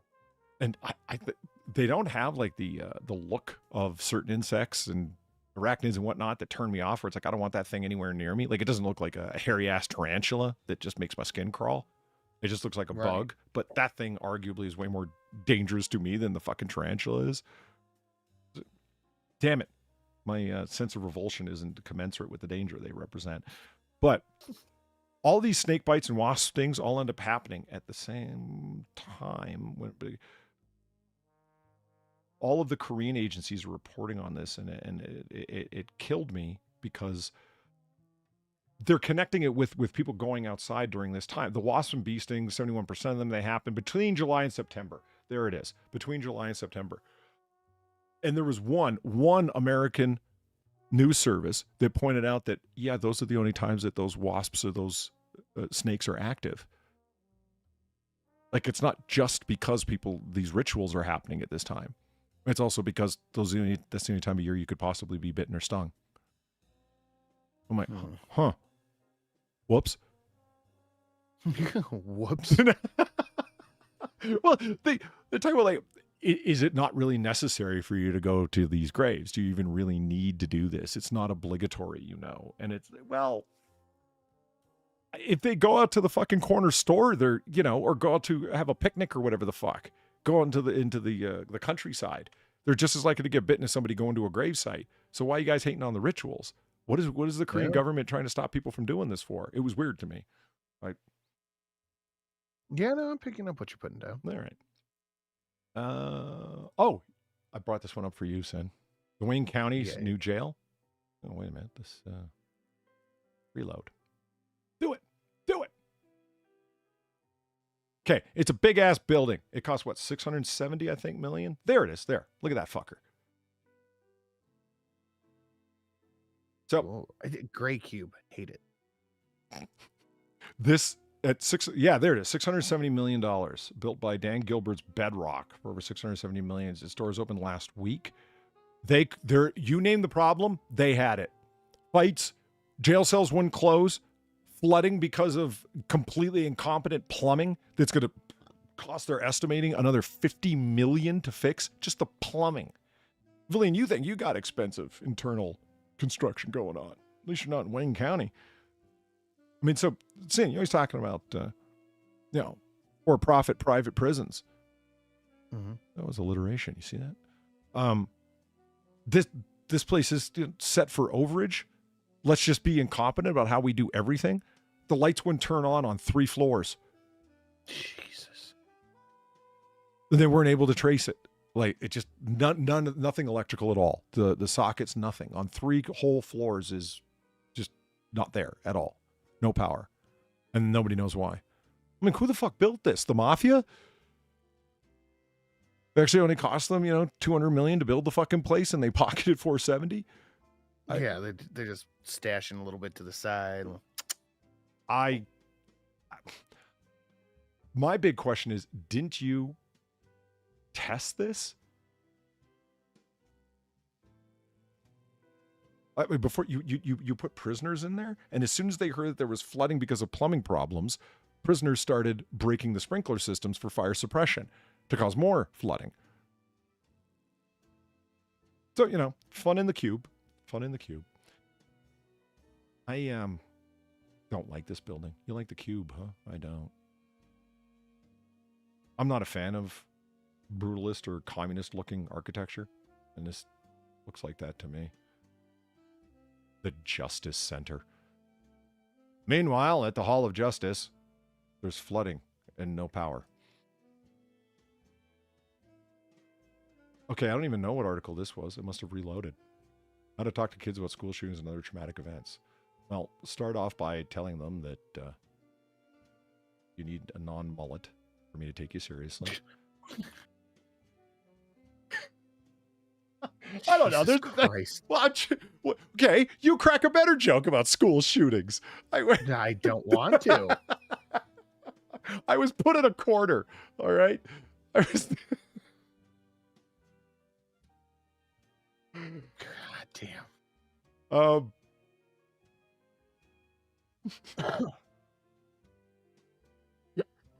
What? I didn't bring this article up. What is this? Cybertruck owner brags about high-tech panel that makes vehicle accelerate when pressed. Oh, it's the Onion. So, okay, right. But what the hell? Where's the Cybertruck article that I brought up? Oh, well. Sin, you want to see two people attacked by a jackal, throw the jackal away in defiance? Sure. Okay. Let us take a look at that. Boom. Okay. Jackal attacks two men. They toss it away 15 feet. So the video's a little like grainy, and you will see the particular titular moment. Here this is. This is advertised as being CCTV, by the way. And it's like, okay, but it doesn't help when you're filming it with your camera phone. See, there's the jackal. It's coming in, right? That fucking rabbit ass thing. Like, he's trying to bite. He's like, get away from me. Because he's scared if he gets bit. Yeet, you fucker. Yeet. That was fucking what? Okay, watch, here he goes again. Look at him. Here he is. And he's getting ready. I should have the yeet sound with it. Look, oh man, he is cocked back. Look at that sure footing on the rear foot. Yeah. Oh, he's got the power behind this toss. This is look at this. This is fastball motion, ladies and gentlemen. Look, he's shifting his weight forward as he, yes, and it's airborne. Phenomenal work. Well done, sir. Well done. Look at this. And he recovers nicely by shifting his weight back. Very, very well done.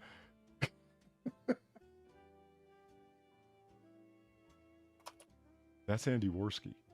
Wait, what is? Oh, the Cybertruck guy. Well, we know that that's not, in fact, Andy Worski because he's not standing beside a large, unsightly, near-dead slug. Wow. But I digress. Oh, this is where, okay, this must have come up from this. Thank you, Valine, for this article. A little Jalo pink for you there, Sam. Abandoned Tesla Cybertruck becomes tourist destination in Seattle. Can you imagine a band? It must have been stolen and left. I know. I started making up my own headcanon for how this got there. I mean, maybe it's one of the 5 that Weibo says she saw in the wild. Maybe. The broken Cybertruck has been on the side of the road for a while now, and no one is sure what'll happen to it. I can understand that. You want to go look at the abandoned Cybertruck? It's like, yeah, it's only 15 minutes away. Fuck it, let's go for a drive. Oh shit, there it is. You know that guy, yeah, I can see it. It looks like somebody's oh fuck, look at the rear wheel. I didn't even notice that. Yeah, it's stuck, but yeah. It looks like somebody's like garage project. Like they were by the hardware store and working on a project, you know? Yeah, I need a bunch of metal paneling. Why? Project. Yeah. What you working on? Project. I think it's because it's so closely in color resembles the working man's truck right behind it. It looks like something that this very guy was working on and he needed to get it out of there because his wife's family was coming over and she demanded it.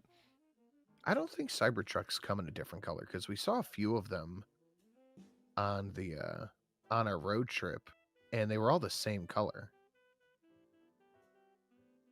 I've thinking about it now that you said that, I can't recall what color any of them were. I mean, I never saw one that was candy apple red. That would have stood the hell out. So maybe, yeah, they're all silvery gray, whatever. I think that's the only color they come in.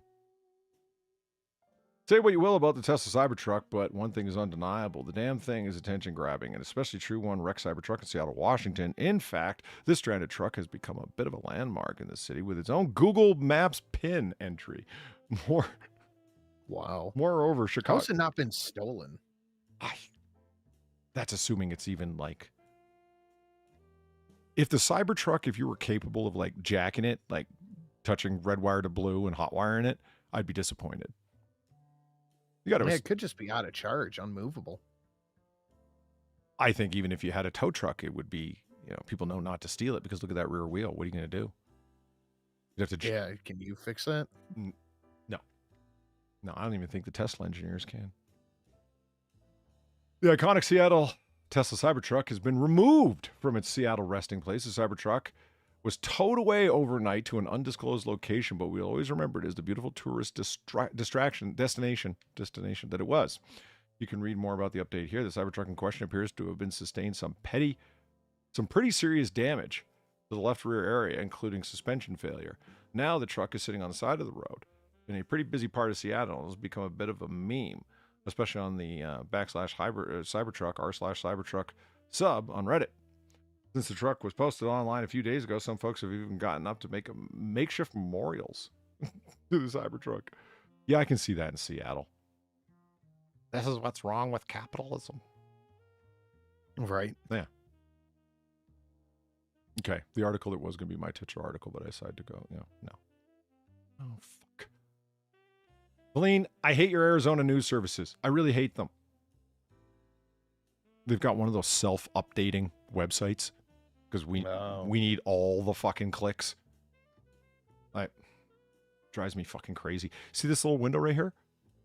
Yeah. Chat can't see it. This little window right here, chat? That's a fucking screen running. And right now it's just a waterfall. But it counts as you having clicked on one of their videos because you clicked on this URL generally. So you can, you got to go into it and block it and yeet it. See? It's its own media player. Fucking hell. I hate this because this isn't just this particular news service that has it. Lots of them run this framework of a website. I hate it because any news article I click on, I come back and it's gone 5 articles ahead. It auto clicks for you. Can you imagine how much advertisers are paying so no one can watch their advertising? Mm-hmm. Fuck. All right. Chances are you meet Splash. He's an Arizona otter being trained to sniff out evidence and victims underwater, and he's already helping solve some crimes. We do not deserve dogs. We do not deserve otters. Myself included. We're too adorable for this world. Look at it. Look at this little fella. Look at him. An animal born right Look here in at the him. valley. Look at him. Okay, look. What I was drunk. a Scooby dude. Yeah, I was drunk. It's not my fault. Look at this little guy. He doesn't want to be in there. His taxes were expensive. I couldn't afford to pay him. I've been wronged. Sorry, I think otters are adorable. I mean, they are. Yeah. And I love his name. Splash. That's adorable. I mean, it's not as good as Polly, but what are you going to do? Mm-hmm. I thought it was particularly cool how they do what they do. It's like, oh, so they're just going to they're natural swimmers and whatnot and really good underwater eyesight and really good underwater hearing. But did you know they could smell underwater? Whoa. All right, that sounded sarcastic. No. Whoa. I don't believe it. Okay, here's how they do it. I thought this was pretty cool. Splash is a otter born in Arizona that was recently donated to the Peace River Search and Rescue in Florida. He's being trained and is already helping solve crimes. So he sniffed out the scent and went down to it. He threw a marker and the diver went in and boom, there it was. Otters don't actually smell water. They smell their own breath underwater, which is an interesting process. It's called the bubble technique. What they'll do is go underwater, then they expire a breath bubble. So exhale, inhale, shooting a bubble and pulling it right back in about 10 times a second. That allows them to more or less taste the water and smell the water. And they're uncanny accurate with it. 10 times in a second, they do this bubble inhale exhale thing to collect smellable particulates from the water. No wonder they can always find the clams. Clever little bastards. Look at the little snitch. He's an adorable little snitch. He was put in a hard position. He had no choice. The Otter's a narc. I was watching, who was that? Fuck. I'm trying to remember. It was some gangster rapper where it's like, people have taken the snitch thing too far. People don't understand it. Because if you're from the ghetto, you know what it's like to be a snitch in the hood. That's, you're ratting on people that you personally know. That you are aware of what they did. And it's through trust that you found out what they were up to because they trusted that you were around. And then you run and tell on them. Or you're committing a crime with someone, and to not get charged or get a lighter sentence, you tell on all of them and testify or fill out witness statements in secret. That's snitching. And the person said, okay, well, what would you call somebody who just, calls the police and says they think their neighbor's a murderer? And with a straight look on his face, he said, a concerned citizen. Yeah. I mean, Sin, would you not call the police if you thought your next door neighbor was a serial killer? Or would you be afraid of being called a snitch? I might just try to handle it myself. Get some sort of hero accolades. I don't think the hero thing is what's on your mind. I think you're thinking about writing a book. That would work. Yeah. What do you think attacked this guy? A hawk. Have you seen this article? No. Oh, well, that's a pretty good fucking guess, man. It's a golden, Really? Yeah, golden eagle. I mean, a golden eagle attacks 3 and a baby before somebody kills it. There it is. But I don't know.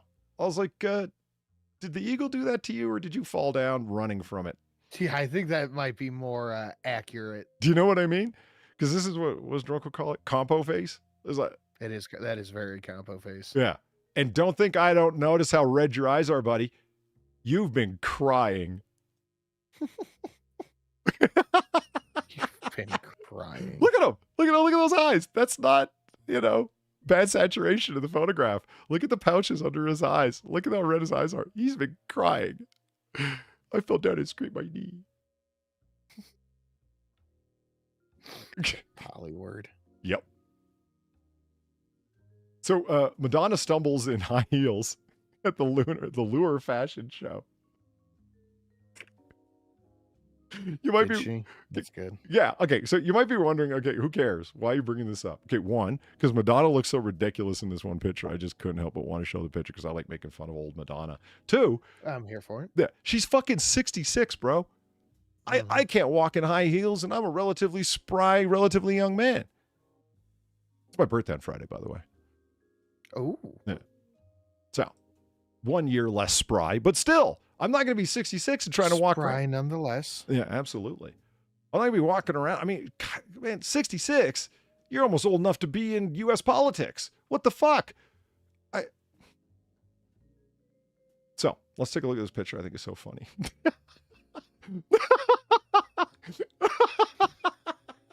I hope she fell hard. Look at those cheeks.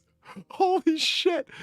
Is she alive even? Is she looks like the animated Dead, man. Sunken sallow cheek. Look at that. This is the worst thing I've ever seen. I mean, Weebo, have you ever seen cheeks more sunken than that on a non-cadaver? I mean, look at the size of those glasses. I thought the frames were big on Valine's sunglasses. Got nothing on these fucking goggles. And there is something funny said, like, to be particularly, oh yeah, Weebo, you're all into like hair color and whatnot. You're an expert on the subject. Think about what she actually did here. When I was looking at this picture, it's like, God damn, woman. Her hair's gray. right? It's full on gray. It just is at her age, naturally.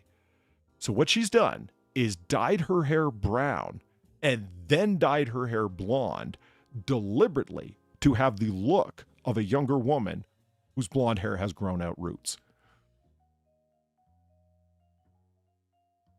She's got two-tone dye jobs here working. Because if her hair really had grown out, it wouldn't be brown there. It'd be gray, wouldn't it? I think it's hard to explain how much I hate this. Darren Root thought Madonna was black? What? No. No, Madonna was never black. But being that she's from the 80s, I appreciate her trying to bring back shoulder pads in women's fashion, but I think this is a little far. This is where you draw the line? Yeah. I mean, this is just too much. She wore cargo jeans, a striped long sleeve top, and sunglasses. Is that what's on her face? I'm just joking, by the way, about Valine's sunglasses. I'm actually kind of jelly of them. Wish I had them. A little bit envious. Have you ever seen them? Something Simpsons line, envious, jealousy, something. Yeah. Yeah, they're pretty slick. Dylan brand glasses. I thought, fuck, who cares? And I went, whoa. Scared the hell out of me. Oh, God damn it, motherfucker. Gamer Valine, thank you for the $6. Why are you trying to walk in heels now? What kind of Buffalo Bill shit are you into? Also, I don't have the space to explain to Shadow Root. I don't have the space to explain a Shadow Root. Okay, all right, gotcha. I'm assuming that this is called a Shadow Root, like this hair dye situation. But, yeah, I think it's deliberate to look like she's a younger woman whose blonde hair is just grown out. Or brown hair is, but anyway. Oh, yeah, by the way, still got the new $25 donation if anyone's interested in hitting it. Sin, irony of ironies, you had one job. The Canyon Fire was sparked by public works crews performing fire safety work. Oh, boy. They were using heavy equipment to move boulders into a given area so people couldn't easily traverse them with their ATVs and just walking to stop them going to where the vegetation was dry that is just basically kindling at this point of the year, right? Because they haven't had any rain there in a while. So these geniuses went there to do this fire prevention work by placing these boulders there and didn't cover up any of the spark-emitting equipment that they were using. Well, that was smart. Yeah. So they used regular industrial equipment, which is fine if you take precautions, but they didn't take any of the precautions to stop fires, this fire safety group. Yeah, why would you stop a fire when you could be lazy? Yeah, I guess a big part of it, the difficulty in tracking it down, is that there wasn't one particular flashpoint. There was multiple, because multiple pieces of equipment started different fires. Wow. You guys are just lighting fucking fires all day long while working, huh? That's great. So even if Barry had done his job, Steve sure as fuck didn't. And Sharon shouldn't have even been there. She's that overpaid lady with the stop sign doing construction. You know who I mean. Yeah. She's the one that says slow. That's right. Stop. Exactly. She can flip that sign, brother. You don't think she deserves $30 an hour plus benefits? No. What are they going to do? Hire another man to do it? Why isn't? Well, I just thought of a mean joke. I was going to leave it. I was like, why isn't that a job that is like for people in wheelchairs, people with disabilities of different sorts? Like you need someone to do the slow stop thing. 100% you do. Okay. But why are they giving it to able-bodied people or able-minded as well people? Why isn't that like one of the jobs that gets, because you don't have to be like active or whatever. You can be in a wheelchair and do that job 100%. I'm like, and then my misogyny came into effect and I'm like, oh, right. That's why they give it to women, disabled people. Yeah. Too easy. Yeah. You're terrible, Sin. You shouldn't have laughed at that. You're an awful person. I don't laugh because it is the truth. Now, you want to see the titular article? Today's show sponsored by My Car's the Bomb. I thought that was a clever pun. Man straps propane tanks to car in bomb hoax to prevent repossession. Oh, I can't blame him. His car is on the verge of getting repossessed, and he had the money hustling like crazy to be able to cover his mortgage that month, but his car payment lapsed again, so they told him, we're going to come repossess your car. So he doesn't just... the descriptions... once the propane tank was seated in the passenger seat of a vehicle with electrical wire running from the tank to the inside of the middle console, another tank was found strapped to the front driver's side wheel of the car with copper wire running underneath the vehicle. 2 giant propane tanks looking like they're wired, ready to explode. And as if that weren't enough, multiple signs were also posted on the vehicle that indicated the car would blow up if it was touched.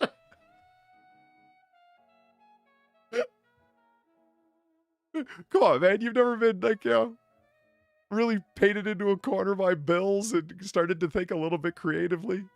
I mean, you gotta... No, not this much. No, you've never been this creative?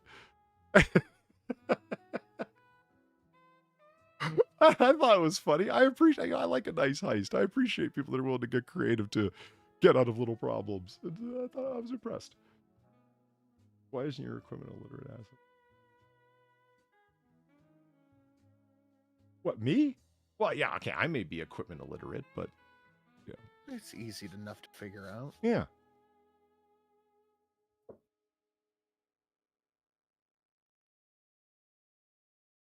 No, those are propane accessories. Yeah, no kidding. But he did get charged for a device device representing or presented as an explosive. The county's prosecutor office said that any of the suspect is not being released. I don't know. Come on, man. I think he would be, receive a hero's welcome. I'd buy him a beer. Man, you're the guy with the propane bombs, right? Yeah. All right, man. Let me buy you one. What do you want? I was impressed. You're too tightly wound, Sin. I am a little. I'm really tightly wound this week. I think coming off of the burn and then having immediately to move into like 8 different projects, I am pretty fucking... Yes, tightly wound is the right word. I thought you were going to say you're still feeling some kind of way after that debate last night. Also that, yeah. I mean, I didn't watch the pregame show or any of the postgame analysis. I watched a little bit of it. I just watched the debate itself, and only once they started talking, because it was after the fact, right? So I had that luxury of speeding the fuck ahead till when it actually started, Yeah. I watched a little bit of the pregame setting up the show with Drunksley and Scribe, and I'm listening to it trying to set up OBS, and that's when I heard them go, well, she was never the border's arm. Like, okay, fuck, this is what we're doing today, huh? That's, yeah, I didn't hear that, but that's a little mind-blowing. Yeah. Yeah, but you also have to think that every American has the right to own a tank or something, Polly. No. Yes, I do. Not the right, exactly. A tank, no, because that's mobile. But an artillery piece to deal with the government who does have tanks, yes. I think you could. I think you should own a tank. Really? Yes. I think anything that the government has, if you can afford it, you should be able to own it. I think there's a legitimate restriction on mass effect weapons, area effect weapons. Okay, yeah. So grenades, landmines, various types of gases, be they mustard or nerve, obviously atomic weaponry, high explosives, etc. I think there's a reasonable call for restriction on those things, but one can't make the same claim about arms, small arms of any kind, including automatic weapons. No, I don't think you can. Those claims. What if you take a special course? Yes. Okay. Which, I'm in. I mean, obviously the answer is yes. Otherwise, you wouldn't have private companies doing explosives for construction. You know what I mean? Like, in all sorts of situations. Yeah, courses are fine. It's like, oh, so you agree with licensing people? And it's like, well, let's keep in mind all the people that are up in arms about will never allow a registry to be established in this country, that the NFA, the National Firearms Act, and the stamps for the $200 tax stamps for suppressors and for short-barreled rifles and shotguns, that's a registry, just not in name. It functions exactly, precisely like one. It's just not called that. They've even got a fee to register. That's what the tax stamp is for. Responsible RPG ownership. Yeah, I mean, don't get me wrong. If I could own an RPG, I would. Wouldn't you? Oh, God, yeah. In a heartbeat. I'm tired of my projectiles not being under their own power. You know what I mean? What am I going to throw the rocket? Fuck off. Mm-hmm.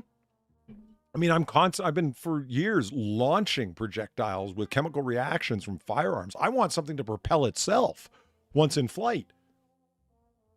You know, you get what I'm saying. Yeah, So, Chad, if you have any questions, now's the time as we wind them on down and wrap it on up.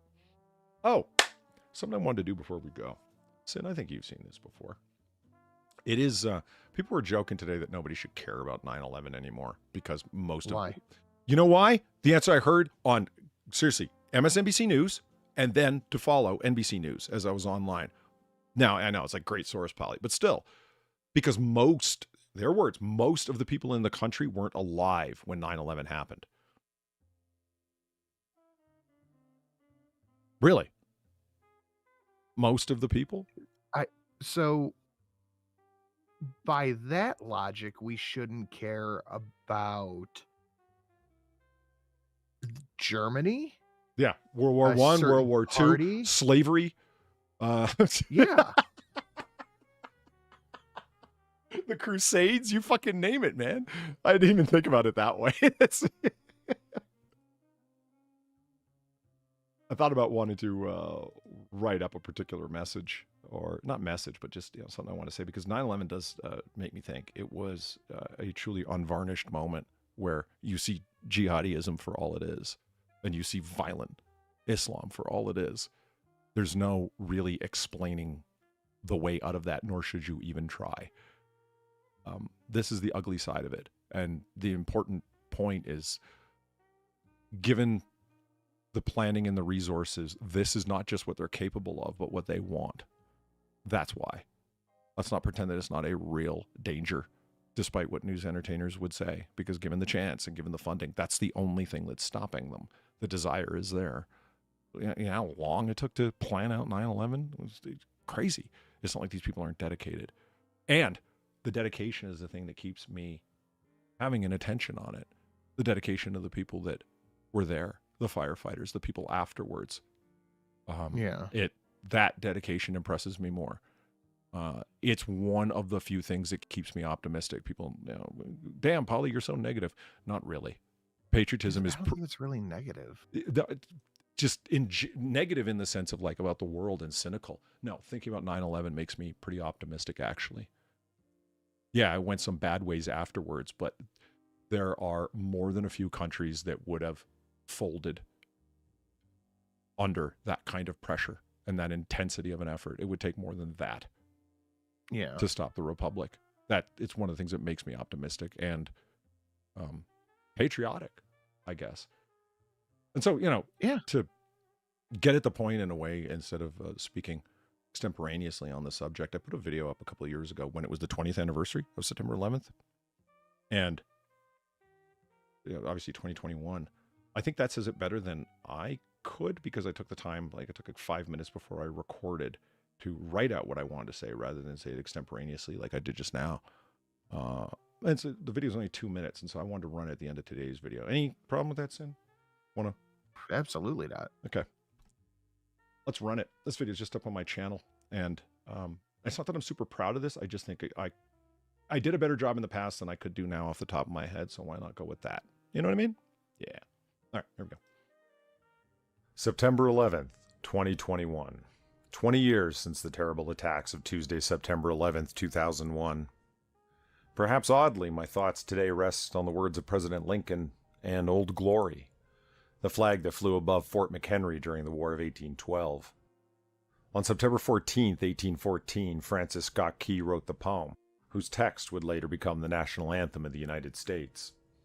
Seeing the flag of the United States still above the fort in the morning, he knew the battle had not been lost. That very flag is available to be seen at the Smithsonian Museum. It shows evidence of deterioration and age, having survived battles and the passage of time. My thoughts dwell not on that piece of fabric particularly, tattered with the signs of age, but on the republic it represents. The marks of human hands and effort, evidence of perseverance, dedication, repair, preservation, and patriotism. Lincoln said in the immortal words of the Gettysburg Address, "A nation conceived in liberty and dedicated to the proposition that all men are created equal." He questioned whether any nation so conceived and so dedicated could long endure. On the 20th anniversary of September 11th, 2001, I think of the service members, first responders, those that passed on that September morning 20 years ago, those that suffered the pain of injury following, and others who suffered the pain of inconsolable loss afterwards. Their resolve, their sacrifice, is what will not be forgotten. And unlike any mere physical object, like a flag or a building, their resolve, their sacrifice, is something that cannot lose its luster or brilliance, indeed, cannot lose any part of itself, unless we allow it.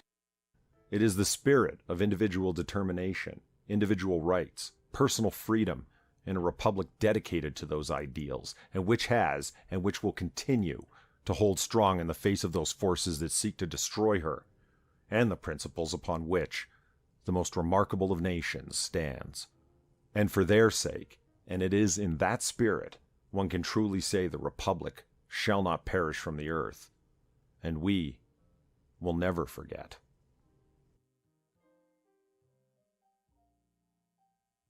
Yeah, that's what I won't forget. Not the death and the destruction that happened on that day, but the response to it and the resolve to not fall under it.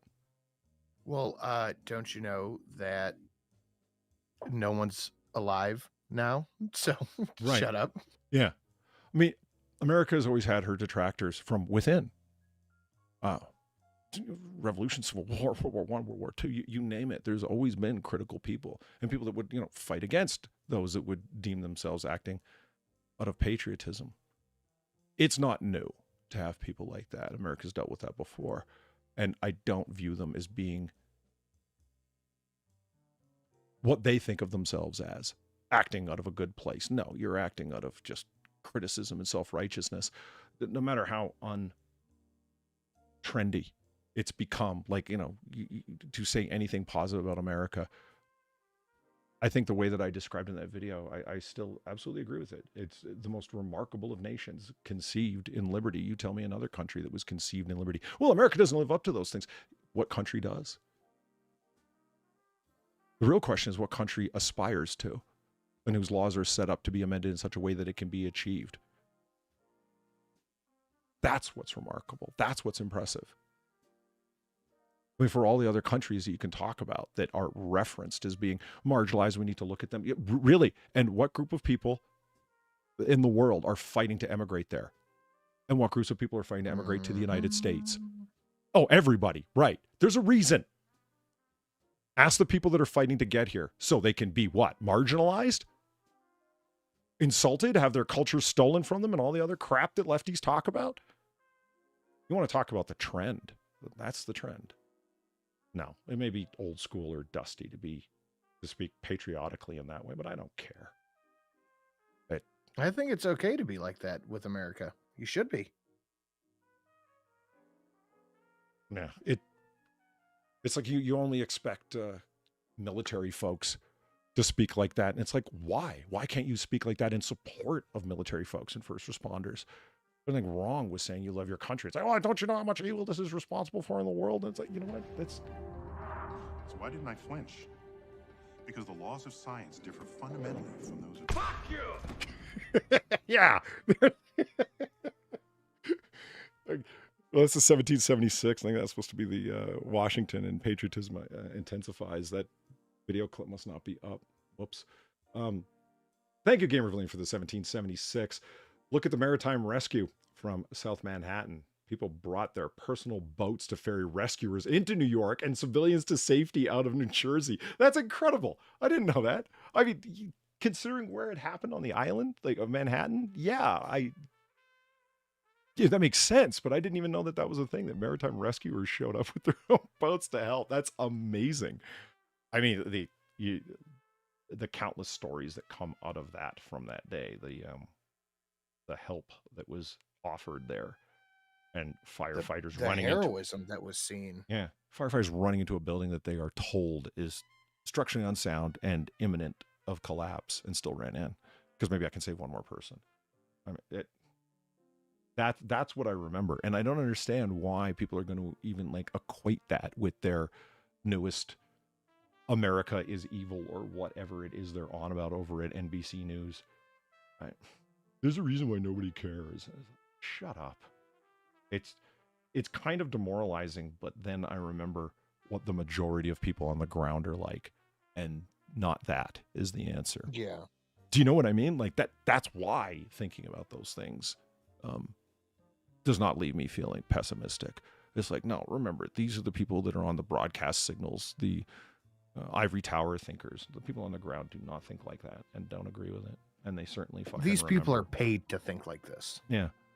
And so the line around September 11th has always been, always remember and never forget. And it's like, that's why I wanted to end that video and that statement in that way. It's like, what will not be forgotten is not the particular destruction, because whether it be a flag that was at Fort McHenry or a building that was in Manhattan, those are the transient things. Those are the things that don't last. What does last is the personal freedom and individual determination and liberty. That's the permanent thing. Unless, of course, we allow it to go away. So anyway, there's my thought on the matter. And that does bring us to the end of the video here. Sinatra, Yes. it's your job today. Where can they find us next? We will be back Friday, probably a half an hour early Friday. Oh, yeah, right. I saw that text. Yeah, okay. Yeah, I gotta be at a thing Friday evening, and it's a nice little drive, and I want to get a jump on it if I can. So probably a half hour early Friday, so 5 p.m. EST on the Silent Sin channel. Nice. Well, I'll be there, and if half an hour early as required, then so be it. Friday will be my birthday, so we're doing a big noir bar later on that night as well. So it's good. At any rate, Woo, that is fun. what we're going to try to do. Boom, right under the wire. Valine, thank you for the 350. Look at the short film Boat Lift, largest maritime evacuation in history. More people than Dunkirk. Really? Boat Lift. Whoa. Yeah. So Boat Lift, all one word, Chad, if you want to look it up. Short film about the largest maritime evacuation in history on that day. I'm definitely going to look that up. I'm curious because I had not heard about that before. But I will see you over there on Sin's channel on Friday. And in the meantime, lift a glass to those who are no longer here with us, because large numbers of us were alive at the time, no matter how young. And even if you weren't, I love the idea that something outside your lifetime can't make you be patriotic. Yeah, right. No. Lift a glass. Here's to them, the fallen. In the meantime, have a good day, everyone. Later.